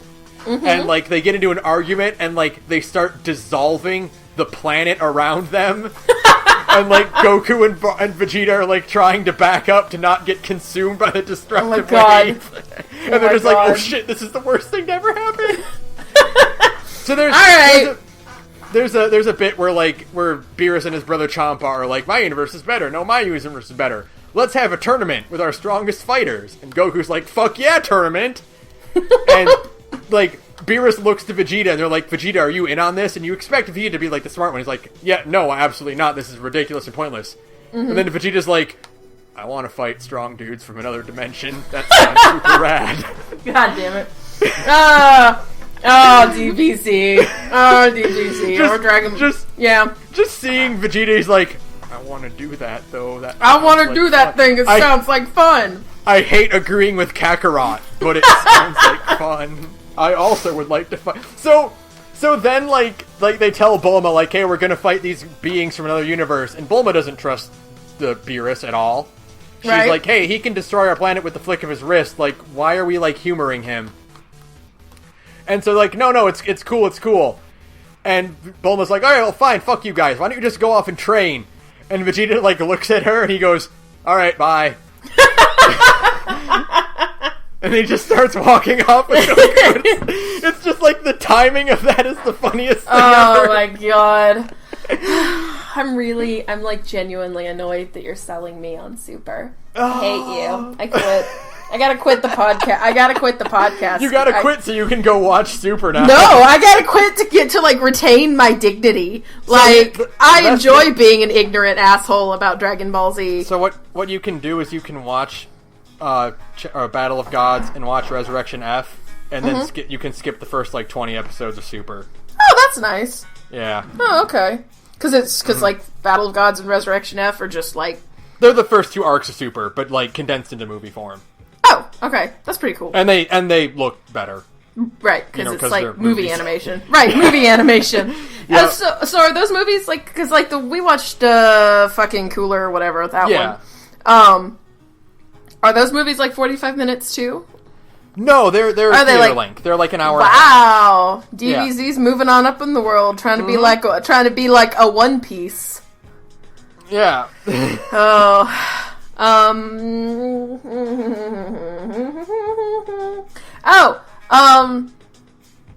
no, this is just a stupid question. But I always wondered it when I was a kid. And this is, like, the dumbest question ever, but, you know, whatever. I'm here to help. Thanks. What's up with, like, okay, so, like, Earth in DBZ and Dragon Ball, right? Mm-hmm. Like, is there any, like, canonical reason why it's so different? Or is it just, like, different universe, Earth, but not? It's like, just fantasy Earth. Okay. You know, because Dragon Ball was originally Journey to the West, right? Right. So they have monsters and stuff in Journey to the West, so that's just... They have monster people and, like, magic and stuff. But I guess the question that I always had as a kid, and I guess I could have just researched this on my own, but do, like, countries and shit that, as we know them, they don't exist? No, it's just a whole different Earth. Okay. Because Like, when they call it Earth, you get a little, like, you're like, wait, huh? But, okay. Yeah, you occasionally, like, in the dub or, like, in, like, the early manga, like, they'd mention, like, real-world countries and whatnot. Mm-hmm. But, like, that was just, like, taking liberties and stuff. But, like, yeah, no, okay. it's just a weird old fantasy, alternate reality magic Earth, you know, like Middle Earth or whatever. Right. Yeah, that makes sense. I was just kind of curious. I was just like, that's like one of those things that when you hear it as a kid, you go like, wait a second. But then you grow up. Yeah. And then last but not least, this is a continuation of the Twitter fight, but it has to be said, seriously, fuck you, Bug Cell is gross. No, not Bug Cell, not Imperfect Cell, Perfect Cell. Well, he still sucks too! No, he does not! He sucks! He's got this perfect, combination of masculine handsomeness and, like, monstrous, like, form. He looks like a cockroach. Well, yeah, because he's a big bug man, but, like, he's got that handsome face, and he's got, like, this like, armored physique. He's, like, this... He's also, like, super tall and imposing, but not in, like, a monstrous way, like, you know, like Form 3 Frieza or whatever. Right. Like, but he's like... And I kind of, like, really first started noticing this, like, kind of, like, tooling around with him in Fighters. Mm-hmm. Like, I kind of realized, like, holy fuck, this guy's huge. And you don't really, like, comprehend that at first. Yeah, until you he's see big, him, like... He's big. Until you see him, like, in a side-by-side with, you know, with, like, Frieza or Goku or something. Right. Frieza's a manlet. Oh, yeah, Frieza's super small. Which, again, is also kind of Frieza's appeal, because he goes from, like, this giant hulking monstrosity to a very small, sleek individual. Right. And Toriyama is amazing at designing characters who have to be monsters or aliens or whatever. That's his fucking bread and butter, is designing weird things. Is cool monster things. I played Chrono Trigger. Yeah, holy shit. Like, and it's great because, like, playing Fighters and, like, seeing Cell and Frieza yell at each other over things, you're just struck with, like, these are both really great designs.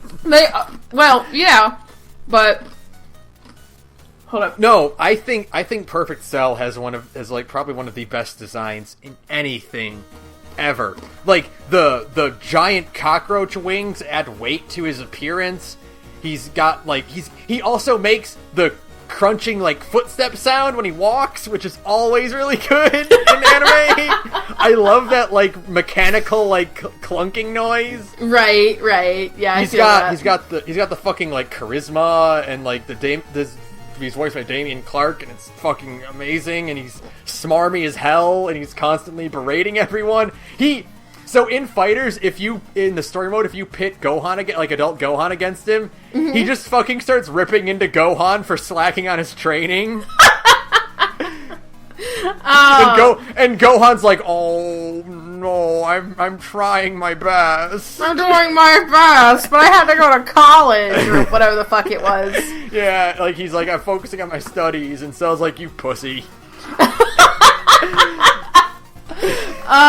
Gohan's a nerd. Gohan deserved better. Gohan deserved to be the main character. Fuck you, Toei. I'll fight everybody responsible for that decision. Instead we got Great Saiyaman. No, the Great Saiyaman's the best though. You're wrong. His wife likes it. Well, so? That's what matters though, as long as his wife likes it. So in Fighters, they make it canon that Gohan got inspiration for the Great Saiyaman from the Ginyu Force. I saw that. Oh man, that is pretty good, actually. and there's a bit where Gohan and Goku are talking, and it's they're like, man, it'd be great if we could fuse together and get stronger. And Gohan's like, yeah, I've always wanted to try the poses and stuff, go into the fusion dance. And then Piccolo hears that, and he's like, alright, you really are Goku's kid then. Okay, yep. Piccolo is the other best character in DBZ. He's like... I love how Piccolo just keeps getting relegated to babysitter status. Yeah, because he's the best granddad ever. If anyone's dad is not around for any reason, it falls on Piccolo to watch the children. I love it. Piccolo is the best. He had to put up with Goten and Trunks while they were learning the fusion dance. He babysits Pan. There's an adorable bit in Super where he has where Goku and Chi-Chi have to stay at Gohan's house for a weekend. Mm-hmm. And so Piccolo's going over how to take care of Pan as a baby. Aww. And he's going over this whole list of things Pan likes. I told you, Piccolo's the best grandpa ever. And so there's a point where he walks away, he's like, I'm done babysitting. I'm gonna leave, go back to my mountain. And then he gets halfway down the block, and he turns around to start talking more about what Pan likes to do. He's like, let me just do it, okay? I'm better at you. I'm better than you at it. That's amazing. Piccolo is the best. So the best thing I've learned, anyways, from when we watched fucking Cooler Movie, which one it was called. I'll remember at some point. Yeah. We watched Revenge of Cooler, and the other one is Cooler's Return. Yeah, because they both use our names. It sucks. Thanks, guys. The point is that, Piccolo in canon and Piccolo in DBZ Abridged are the same person. They pretty much are the same person. There's not a lot of liberties taken there, and I think that's great. Mm-hmm.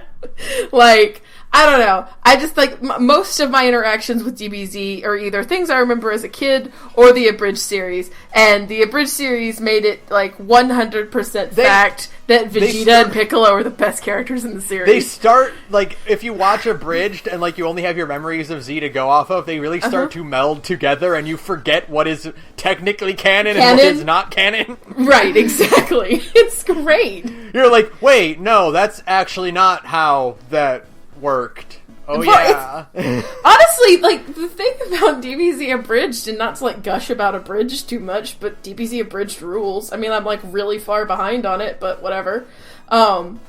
Is that, it's, a really good Abridged series understands that you should still leave, all the cool shit in. Mm-hmm. And, that's what Abridged does, is that it does, it's still cool. Well, here's what's really unique about DBZ Abridged, and I think that's kind of compared to Yu-Gi-Oh! Abridged or Naruto Abridged, where it's no offense to Little Kuribo because he became a fan of it afterwards, right? But the Team 4-Star are all legit major super fans of DBZ before they did Abridged, right? Yeah, of course. Masako X does an analysis show on YouTube. Really? A straight-up legit analysis, he, has a topic and he talks about that topic, and, Kaiser Neko, if you watch his episode breakdowns, he uses the Japanese pronunciation of characters instead of, because, that's what he wants to do, and, they do it, they do the American pronunciations for the Abridged, because it's for a specific audience, but yeah, you can hear him use, he never refers to Tien as, he always refers to Tenshinhan. Right. And stuff like that. It's, and he pronounces Goku like you would in Japan, with the emphasis on the U. Right. Huh. It's great. And it's so there are all these major dedicated fans beforehand, and that really helps make Abridged stand out. Yeah, because it kind of, it's never how to put it. It's having fun with it without making fun of it. It's having fun with the series, but it never outright mocks it. It just kind of, it trims, it does that. It trims it down and makes it more digestible. And stuff. And actually, it's funny, Kaiser Neko, expressed on Twitter, a while ago, he's they kind of regret going so hard on the Goku being a bad father thing. Because, like, it's affecting, like, what they want to do with the show. Like, they went too far with it, now they can't really roll it back anymore. Like, and they... Yeah, because the joke is, like, canon, like, finger quotes canon now. Like, they can't like, rework, like, it's hard to rework it and work, like, stuff they wanted to put in. Yeah. Mm-hmm. Really? Huh, that's interesting. Huh. Yeah. Oh, that's really cool. Yeah, DBZ Abridged rules. DBZ Abridged is pretty good, and that's like that's like a lot of my interaction with DBZ these days, is either through that or through like what I know through fighters, or just like living vicariously through the best friends. Watch like whenever they talking about you know what I mean? Or whatever, or like when they played all the Dragon Ball games. Yeah, exactly. Exactly. And it's so, and I don't mind being the ignorant asshole, but I'm still, like, when I listen to big people talk about Super, I'm like, shit. Well, so here's the thing is, I was like, it's like a wave for Super, where it's like, I hear, like, Super is really great, everyone should watch Super, and I also hear Super is the worst thing ever, I hate this. And it's like, it's one of those things where, like, I was, like, afraid to start it, because I'm like, I don't want to watch a bad Dragon Ball thing, like, I lived through GT, I don't want to do that again, I'm not... Right. If I start this, I want to enjoy, you know, this thing. I don't want to, like, sour my experience with these characters that I love. And so I finally started watching it, and I'm like, oh, it's pretty good. It's not, like, the best, but it's an enjoyable ride. Partly because, like, it's half shenanigan dumb shit that happens. Yeah, and half and then Goku half versus cool Hit, shit. Yeah, where Goku literally breaks his body to defeat Hit. Yeah. Right, that's pretty cool, yeah. So, you know, DBZ, it's still somehow good, kind of, question mark. There's a lot I want to bring up now, because, like, I've been thinking a lot about Dragon Ball Z for, like, weeks now. So we already talked about how, like, fucking Toriyama is really good at character design. Like, he fucking excels at it. Right. And you could tell, like, around the Buu Saga, when he started losing steam with a lot of his designs and stuff, like, there's a lot of forms of Buu that are kind of lazy, you know, but, like, overall, like, Cell, the androids, all of Frieza's minions, even, they all look, like, really unique and good. He's great at that kind of thing. And, yeah, absolutely. You know, like, Eyepatch Wolf, like, yesterday put out a video about Dragon Ball Z and, like, its impact on, like, a Western culture.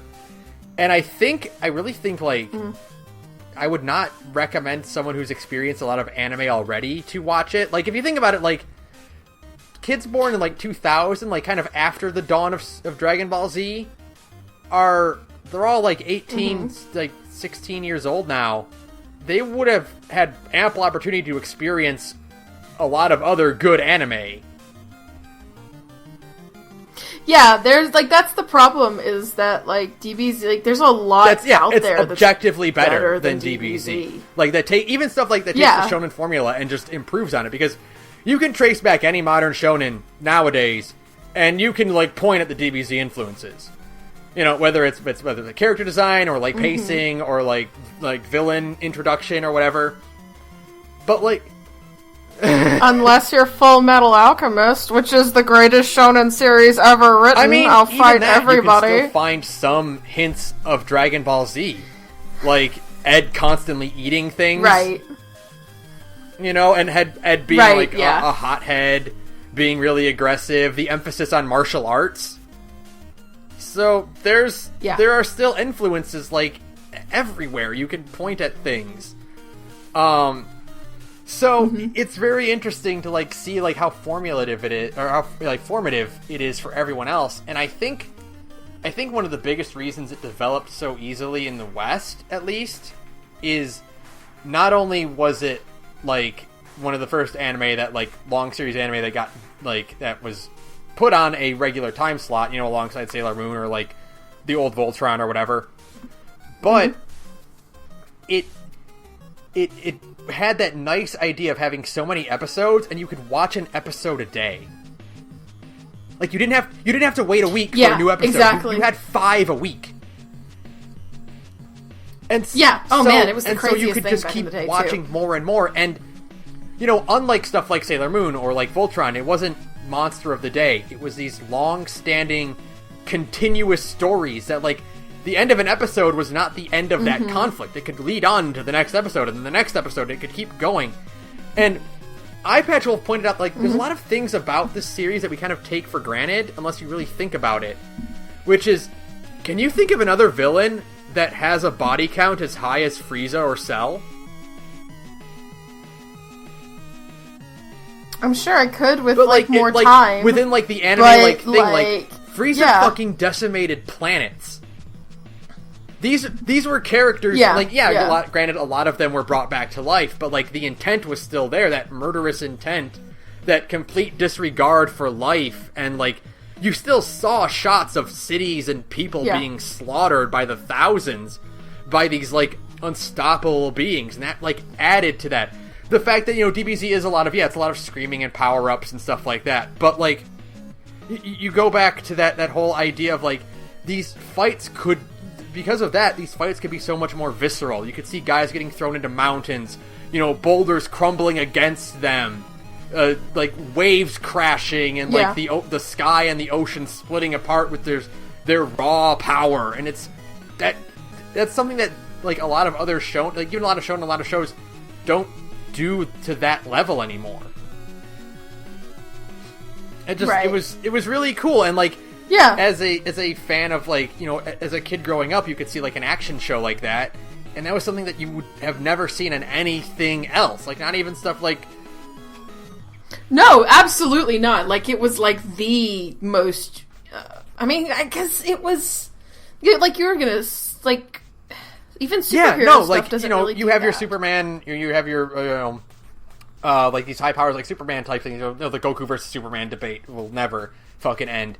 But, like, imagine, like, Superman, like, is a special entity within his universe, and, like, even then, you still have, like, you don't have the fight element that Dragon Ball Z has. Like, Superman will punch a giant robot, or he'll fight, like, a thing, and he'll use his heat vision and stuff, and it's... But, like, he doesn't practice martial arts the way that, like, the DBZ cast does, Fights in DBZ are these brawls between guys who have trained their entire lives to do this. Like, all they do is live to fight strong enemies, and they incorporate, like, techniques and stuff like that into these planet-shaking attacks, and that's what makes it stand out. Yeah, and that's like, I think that's why I think, like, one of the best things about Super even is that they do have, like, a tournament between these heroes, like, between the universe 7 and 6. And, like, it's great because there's it's a tournament with no stakes. Like, the winners get a wish from the Dragon Balls. But, like, what was that? Okay, I was gonna... Nope, you're good. Sorry, say, like, audio just did, like, a little hiccup. That's the stakes, so all you get is this, like, just these fights, and a lot of people, like, talk about Goku, and, like, he's this fight power hungry, like, Blood Knight type, but there's a bit in Resurrection F, actually, where when Frieza returns and, like, they're about to have their battle, where Goku says, like, I wish you weren't, like, such a murderous piece of shit, Frieza, because I would love to just spar with you. And it's like, this idea is like, Goku wants to fight guys, but, like, he wants to fight guys where he can just kind of have fun and get stronger. Like, he doesn't want to get in fights where, like, the planet is at stake, or, like, innocent lives are endangered. Like, that's not the fun part to him. The fun part is just finding a tough guy and getting into a good scrap with them. And so it's just, I like that tournament arc because, like, it's just a bunch of strong guys just going at it to see if they can overpower the other, and that's all it needs. Yeah, that's really cool. Yeah. And it's kind of always been, I don't know, even, like, other shonen series like One Piece and Bleach and like the big three, One Piece, Bleach, Naruto. They never had, and I guess it was their way, obviously, of differentiating themselves from DBZ, but none of them really focus on, like, the fights to the extent that DBZ did. I mean, DBZ is strictly, basically 100% with the occasional, like, jokey joke filler shit. It is about fighting. All like, of it's these not about anything are else. Training for the next battle. Like, they're Goku and Vegeta live to fight. It's literally in their blood that their top priority is to fight guys. Right, and so, yes, so everything is... everything is and that's for cool, that purpose. And it's really, really interesting because, like, also if you think about it, we in the West, we didn't get the adventure part of the story. Not until years later. We started at Z. Right. That's really weird when you think about it, too. Like, our introduction to these characters was, like, with Raditz, and for some reason, we still kind of, like, accepted it. Like, we saw Goku, we saw, like Nappa versus Vegeta was our introduction to guys like Tien and Yamcha and Chaozu, and it's like... Right. Who are these guys that are just showing up to fight? Like, but we rolled with it. And we still felt like the emotional impact when all these characters started dying. Like, right. I guess because, like, at that time, I mean, like, that was really unique, to have characters just kind of being killed off. Like, at least that I can think of when I was a kid, I had never seen anything like DBZ before, where characters were just kind of killed off, and it was like, oh shit, that's actually pretty intense and crazy. Like, because at that time we were still in the whole, like, censor children from violence I can thing, actually blah, blah, remember, blah, like, the very first thing I ever saw of Dragon Ball Z when I was very, very, very little. And it was the episode where Goku shows up to fight Nappa. And because I remember that shot of Goku, like, up against this giant, imposing, muscular guy, like this giant of a man. And this relatively scrawny guy just speeds up and gut punches him, and he goes down. And I'm like, what is this? Because I was like 6 or 7, I had never seen anything like that. The action shows I would watch back then were like Ninja Turtles or maybe even Samurai Pizza Cats or like, you never see anything that's just like two guys just fucking fighting like that. Yeah. And I think kind of the weird thing is that for a lot of people, at least in my mind, in my memories, like, genuine action show, DBZ is like the first. For people my age, our age, DBZ is like their first real action show. Like, it was the first show they had that was strictly focused on action. You could argue that, like, Batman the Animated Series, but that's not really like an action show. There was in action the same way. In it, but like there were episodes that focus on like detective work or like whatever. Like plot relevant stuff, but Dragon Ball Z, like, its entire purpose was wrapped around the upcoming fight, and like all of its character development was pointed towards how can you fight and get stronger so that you can overcome this challenge ahead of you. Right, yeah. And because of that, it felt really unique when you were a kid, because it was you'd never seen anything like it. You had never seen a show that focused strictly 100% on the concept of just dudes beating the living shit out of each other. And I guess that was what made it unique. I mean, like, there's a reason why, like, DBZ and Sailor Moon were the two first shows that were kind of introduced to East. Like, Transformers and stuff like that started their lives as Japanese shows, but those are still just basically even stuff commercials. like Voltron or Speed Racer were so radically different from what their original intent was. Like Voltron is a combination of 3 other series that they just got the footage of and they just kind of pasted it together. Oh no, you're thinking of Voltron. First Voltron. Robotech. Really? Was it like a mashed together show too? Different shows. Because Robotech was the same way. Robotech is a mashup of Macross and two other I think what it was lesser is there was anime. like 3 different versions of Voltron, and they just mashed them into one season, basically. Really? Yeah. So Wow, Robotech okay, I was didn't fused know together that. from Wow, the that's parts rad. of various different things. But, like, you know, you even think of stuff like fucking, like, Mighty Morphin Power Rangers or stuff like that around that time, or, like, Ninja Turtles, which are still focused more on, like, they were focused so, like, much less on the combat within them. Right. Yeah, and I think the reason that, like, the reason specifically Sailor Moon and DBZ were kind of chosen at the time to be the two shows that would ease a Western audience into Japanese media was because they're weirdly consumable in different ways. Like, Sailor Moon is a Monster of the Week formula, and DBZ is a fighty fight show. But because of that, because DBZ is strictly about fighting, and because Sailor Moon is a Monster of the Week, and also because both shows had an absolutely massive episode backlog by the time they came to America, so they could do the whole air episodes every single day kind of thing, and you would get a new episode every day. Yeah, before they had to start over from the beginning. And that was the other nice thing about it, is that once they ran out of episodes, they just start over from episode 1. So if you did miss a chunk of it for whatever reason, you had a chance to get caught up again. Mm-hmm. But the cool thing is that because DBZ is so fight-oriented in episodes, I mean, there's just whole episodes that are just people fighting and people reacting to the fighting. Like, that's whole episodes of Dragon Ball Z. You can still, even though it's an ongoing story, you can still basically just hop right in at any time and know what the hell is going on. Because Sailor Moon is episodic and it's Monster of the Week for the most part, like, later on, obviously, it gets into more fleshed out arcs and stuff, but, like, for the most part, it is, like, you can miss an episode of Sailor Moon, and you'll be fine. Like, it's not relevant.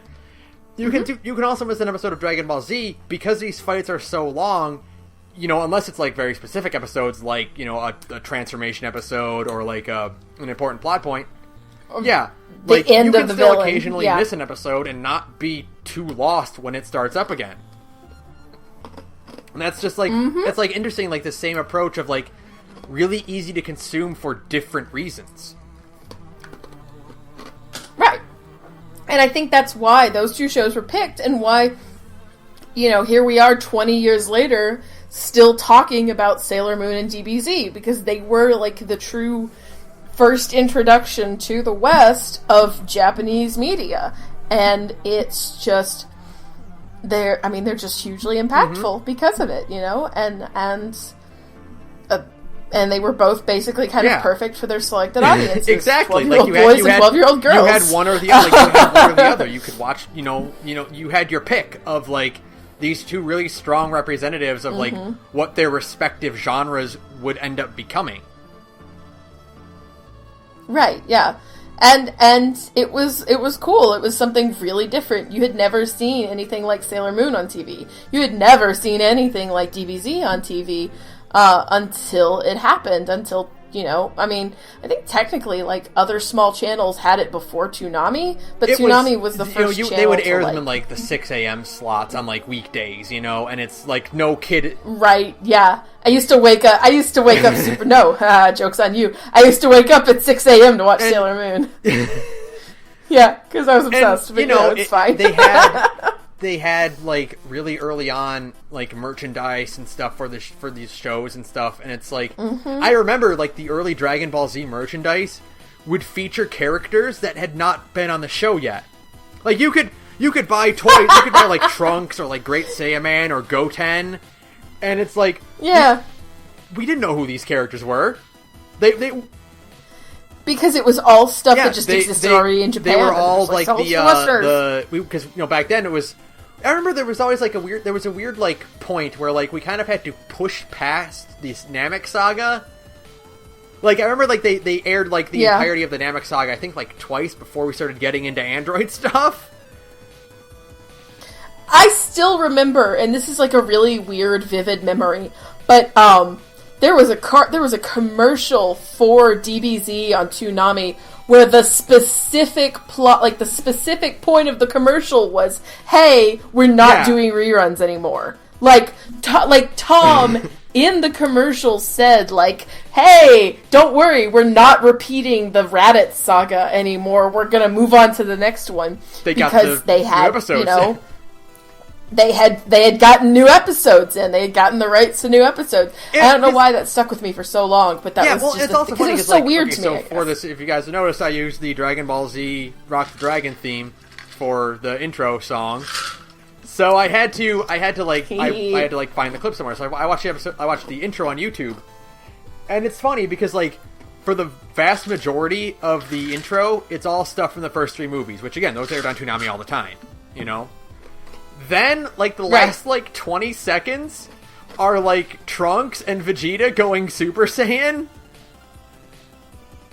And it's like... Yeah. Who? What? Who? What is going on here? Like, why are you... Oh my god.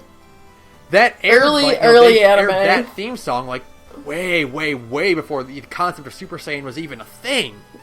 And it's just, who is this guy in this coat? Why is Vegeta's hair gold now? Like, what is happening? I would really like to know, because this is a thing I don't know, is how far ahead the Japanese broadcast was from the American broadcast when DBZ started airing. It had to be like 5 or 6 years of episodes. If I'm not, I'm not going crazy. Have to be like, if it was even airing at all, they'd have to be in the Boo saga in Japan by the time it started airing over here, right? Like, yeah, because I mean, like the show had to be like years ahead of the American broadcast. Had enough in it to show footage of Trunks and Vegeta, but like, yeah, I would assume it would have to be way ahead of that, because Dragon Ball is an 80s series, and like... Okay, so wait, if I remember right, the Cooler movie aired in like 93, and I think the last movie aired in like 99. So we were it was either really late Cell or like early Boo was when we started getting it over here. So that's still an extensive backlog of episodes we got. Okay, so according to Google, the first episode of Dragon Ball Z appeared in Japan on Fuji Television on April 26, 1989. Wow. Yeah. Wow. Holy shit. So that's fucking 8 days after I was born. I know, yeah. Oh, that's weird. Oh, that's weird when you put it like that. And it ran for 219 episodes. Holy shit. 291 episodes, and finished and wrapped up airing in January 31st, 1996. Yes, so it was about done when we started getting it, because we started getting it. I was at like 6 or 7 when I started watching it, because I remember being in grade school, seeing the first episode I saw, and I didn't start getting into it until I was like 9 or so. So yeah, like 1999 or so. Yeah, it was over when we started watching it. Yeah, it was like over. Oh, that's so weird. And now that's so bizarre. We're on simulcasting. Like, episodes are translated like the day they come out in Japan. Boy. Okay. In 1996, Funimation Productions licensed DBZ for an English language audience in North America. So, they licensed it for the North American version the year it ended. That's crazy. So, DBZ was done by the time it came to the United States. Oh my god, that's so cool. It's bizarre, and now here we are again. I mean, if you had told 12-year-old me at the time that I would be watching anime 2 days after it came out in Japan. Right? Also, I'd be like, what is an anime? All I know is that this show is for punchings. Yeah. I don't know what a fucking Japan is. What? When Sailor Moon finally started airing, this is such a non sequitur, but whatever, we're kind of wrapping things up. I had the weird, awesome benefit. It still exists in Birmingham. they've moved locations since I was a kid. There is a radical comic book store in Birmingham, Alabama, run out of a fucking hole in the wall, called Legion Comics, right? And it's the oldest, nastiest store in the universe, but we loved it because they had anime tapes. Oh god, they had bootlegs? No, they were legit, but they were real deal dubbed anime tapes. And you could rent them. You didn't have to buy them. You could rent them for $1 a night. Oh, that's so cool. So when I started getting old enough, I was like 12, 13 years old, we would go on the weekends to Legion and we would rent a bunch of anime tapes. So years before like Trigun was airing on TV, my little brother and I were watching it in his bedroom on his VHS player. Oh, that's so cool. It was the coolest I had a store thing. like that. It was the coolest thing, because you just because that was when I kind of realized, like, oh, this isn't just neat cartoons that are different. This is neat cartoons from Japan, and they're called anime, and they were dubbed. It was, like, Trigun was the Johnny Young Bosch dub that I got to listen to when I was a kid. And, it was, like, the wildest thing to me. And we watched Trigun, we watched, like, stuff we probably shouldn't have, but we didn't. I think Ninja Blade. Everyone has a Ninja Blade story. Everybody was traumatized by Ninja Blade as a child. I was traumatized by Akira. And then we watched this anime. We watched Jinro, the Wolf Brigade, which is traumatizing for a completely different reason because it's way too real. And all sorts of crazy shit like that. And so, like, but even then it was like they were tapes that took, like, they all came out at the same time, you know?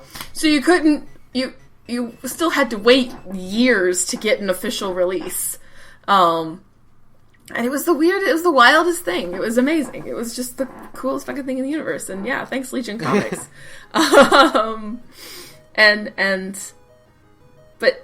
And they actually did have, I don't even know why we never rented them. Maybe because they were in Japanese, and even as a kid, I didn't like the grandma voices. But they had DBZ tapes that were way ahead of the English broadcast. Like, they were at the Boo Saga way before the TV show was at the Boo Saga. You know what I mean? And it's so, like, it's so weird to think about, like, back then, like, what would have happened if you'd watched stuff like that. Like, you'd have no idea what's going on at all. Right. No, and we didn't. I think we rented one, and we didn't like the grandma voices, so we turned it off. No. And those were bootlegs. Those were I'll bootlegs. bet, yeah, for sure. Yeah, like, they probably shouldn't have been renting those, and I'm sorry. I'm sorry, Pete. If that gets you in trouble, forgive me. I just remember, like, when we started buying, like, the action figures, my friend and I would, like, wonder who these characters were. Like, because, like, the Great Saiyaman was not referred to as Gohan on his action figure. And we're like, so who is this Great Saiyaman? Is he, like, some kind of, like, mystic, like, alien-type character? Like, what? It's just Gohan being a goon. What is his deal? Like, is he, like, a mystic sage? Like, does he train, Goten or whatever? like, is he gonna fight Goku? What's happening? And it's like, oh, it's just Gohan being a doof. So awesome.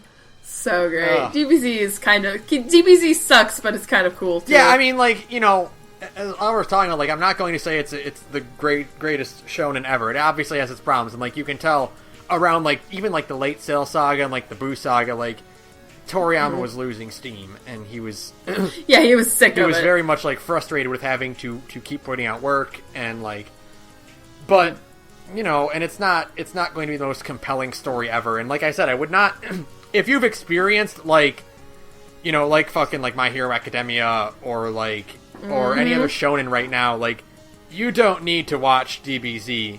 You've seen better material already. Isn't it weird, though, that, like, My Hero Academia is kind of becoming, like, a whole new generation of weebs, like DBZ? Yeah. It's like it's like it's like DBZ, where it's like an easy stepping point to get Western audiences into this series, you know? Yeah, because Hiroaka is huge. Mm-hmm. Like, I didn't realize how big Hiroaka was, and I don't, I saw something on the internet that kind of, like, made it click with me. Like, holy shit, Hiroaka is, like, big? Yeah. Oh, yeah, it's extremely popular. Yeah! Like, it's very much, it's a phenomenon now. And it's wild. You know, but stuff like Fullmetal Alchemist, or, like, even, like, One Piece, or, like, Hero Academia, like, if you've seen those shonens, you've seen better than Dragon Ball Z. Yeah. Like, you don't... you're not going to be impressed with what Z does. And what I wouldn't say is, I don't think Z is a product of its time. Like, I think, like, if you are a newbie to anime, you can get away with watching Z again. Like, if someone in 2018 has never seen anime before, and, like, I want to get into this series, like, well, recommend them Kai. Like, it's a good series, but, like... Once you branch out to more modern shonen that, like, were influenced by it and took that influence and branched into something new with it, you can't really go back to the originator and still be, like, impressed with it. Right, yeah. But, so, it's... You know, it very much is like Goku passing the torch on to Gohan. Like... Yeah. And it's... But at the same time, like... It still has its weird charm, and it still has some really good-ass character design. I wouldn't turn it off. Someone who's, like, trying to watch it, like, oh, I want to see this out, I'd say go for it. But I would not give it to someone who is looking for a good anime. Right, you know? Yeah, of course not. But it has its place in history, for sure. That's the main point about DBZ. If they're like, I want a good shonen, I'd be like, okay, well... watch My Hero Academia, or read Dr. Stone, or, you know, or read Fullmetal Alchemist. Watch Fullmetal Alchemist. Like, I wouldn't recommend DBZ right away, but if, like, I kind of want to check out this old show, I'd be like, go for it. Fucking go for it. You'll have fun with it. It's fun. It's stupid, but it's fun. It has cool character designs. It still has some neat moments in fights. It's DBZ, you know, it's like history. It's kind of like a history assignment after a certain point. The original Sailor Moon isn't that great either, unless you try, that's not fucking true, because some of the animation in the original Sailor Moon is great, because the fucking face gags in Sailor Moon are some of the best in anime. You know what? That's something I kind of wanted to bring up on this episode too, where it's like the shift, like, of physical comedy in like 90s anime, and how it changed, and how you don't see a lot of those kind of, like, face fault gags and, like, the smack with a big mallet thing. Like, that doesn't really exist anymore. They don't do that anymore. And it's like, you know, I didn't notice it fading away until I, like, watched old stuff, and I'm like, oh yeah, they used to do that. That used to be a thing. Yeah, it's really interesting. And, like, Sailor Moon had some of the best face fault gags ever. I mean, there's, I think I'll put it on my Twitter, because I saw a post about it. That was just, like, a huge compilation of just the hysterical Sailor Moon face fault gags, which is not related to this at all, but whatever. But, you know, Sailor Moon and DBZ are both kind of, they've aged. They're two sides of the same coin, basically. But they both still have episodes that will especially later episodes, later series of Sailor Moon, later sagas of DBZ, especially like the Black Mirror arc in Sailor Moon and the Cell arc in like the Android/Cell arc in DBZ. Are honestly so good that you can rewatch them. You know what's interesting? You know? I've never seen another series that refers to its story arcs as sagas, unlike Dragon Ball. That's because it's a fucking saga for real. Because there's a lot of episodes in every single one of those story arcs. Yeah, but I've always thought that was like really unique about it. It's like, this is the Black Mirror arc, or you know, or this is the Stain arc. This is the Frieza saga. Yeah, but that kind of ties into like DBZ's like literal epic. It's like. Yeah, because it was tied to Journey to the West. It was just a retelling of Journey to the West, and so it kind of ties into the whole legendary quotes aspect of DBZ that never really went away. Mm-hmm. Yeah, for sure. Neat. It's stuff like that's neat. The way that the series treats like its fights and its villains as this like grand scale that like when you're a kid you don't quite fully grasp until you think about it later and you compare it to other series where it's like, holy shit, like these were some major fucking events happening that I just kind of went over my head because the scope of them was so grand that I didn't quite understand it. Yeah, because you were a kid. You didn't realize, like, the ramifications, because you didn't really get the depth of, like, oh, Frieza kills billions and billions of people. You don't really think about that as a kid, and then you grow up and you go, like, oh, shit, that was actually kind of, like, a serious thing. That's actually kind of crazy and really cool. Yeah.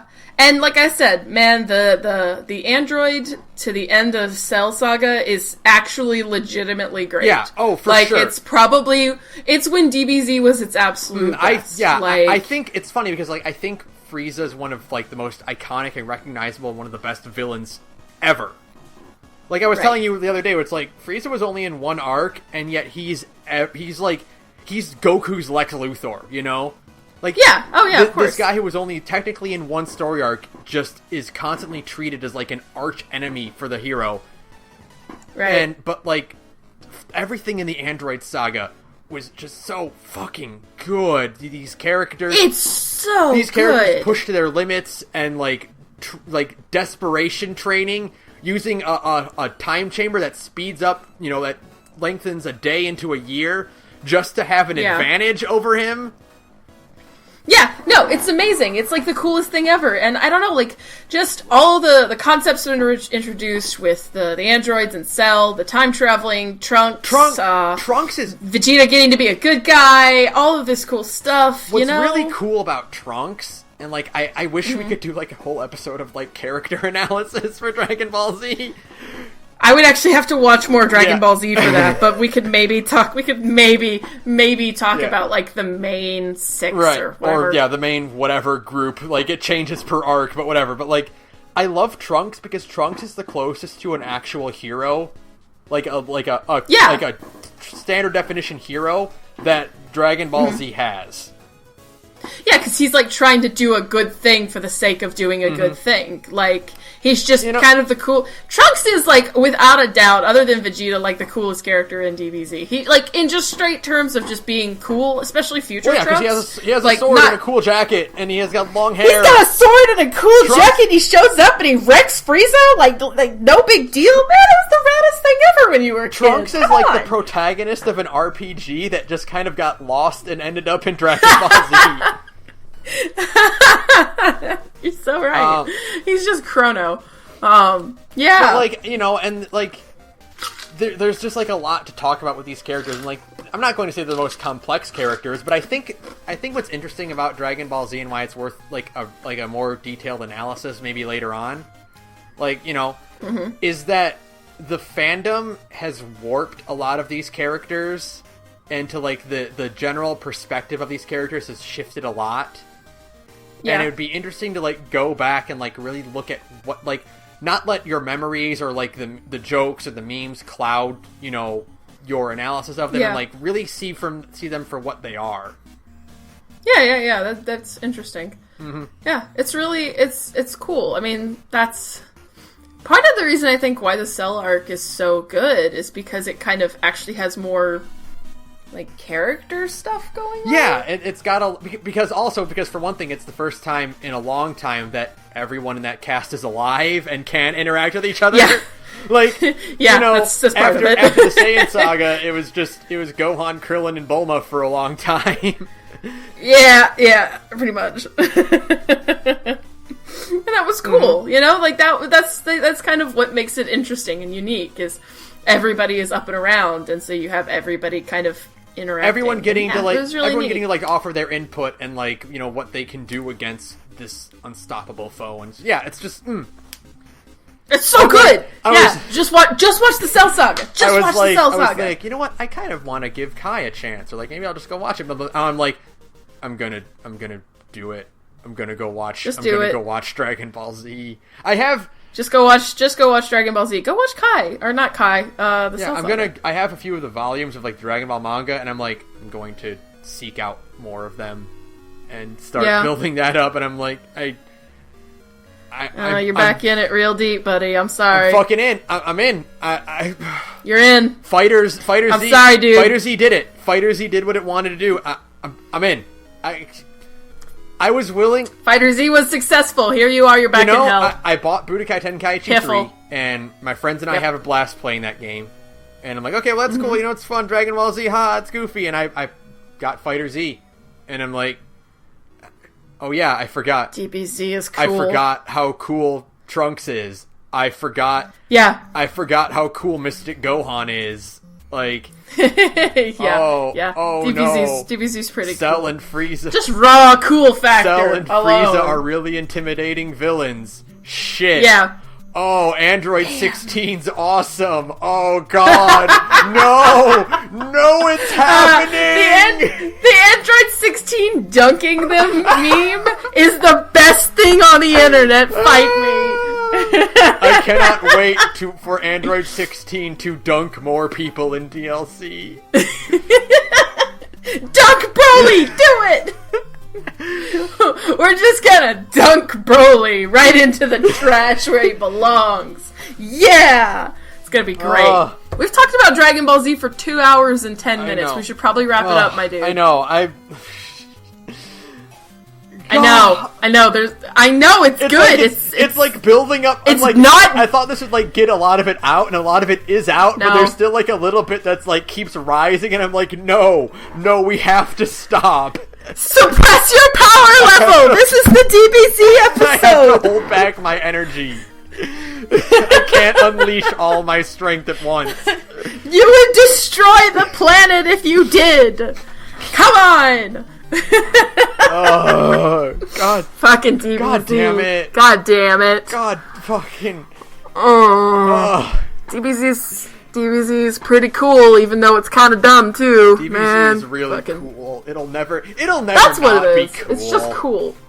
It's cool. It's cool even when it's stupid. That's the thing. Is that it's just cool. You know? There's episodes where these fucking gods are learning how to drive. How can you not love DBZ? Okay, you know? I'm gonna sell you on Super with that. Take the driving instructing episode, and that's like half of the show.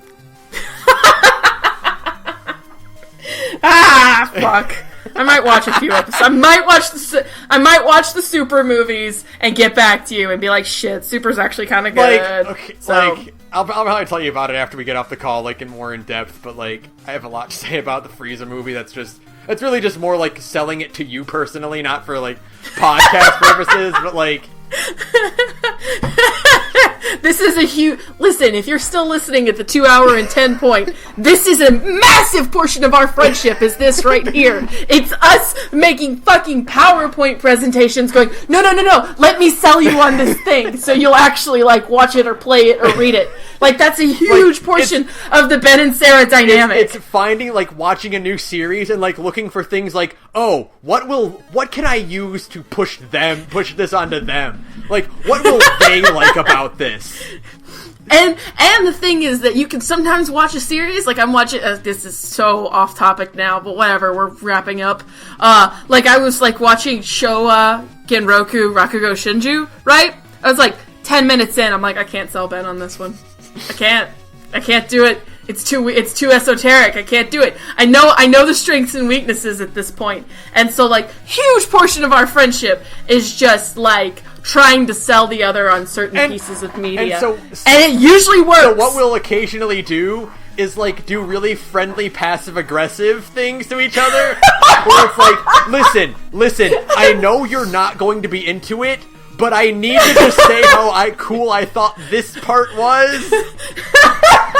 Just give me this 5 minutes.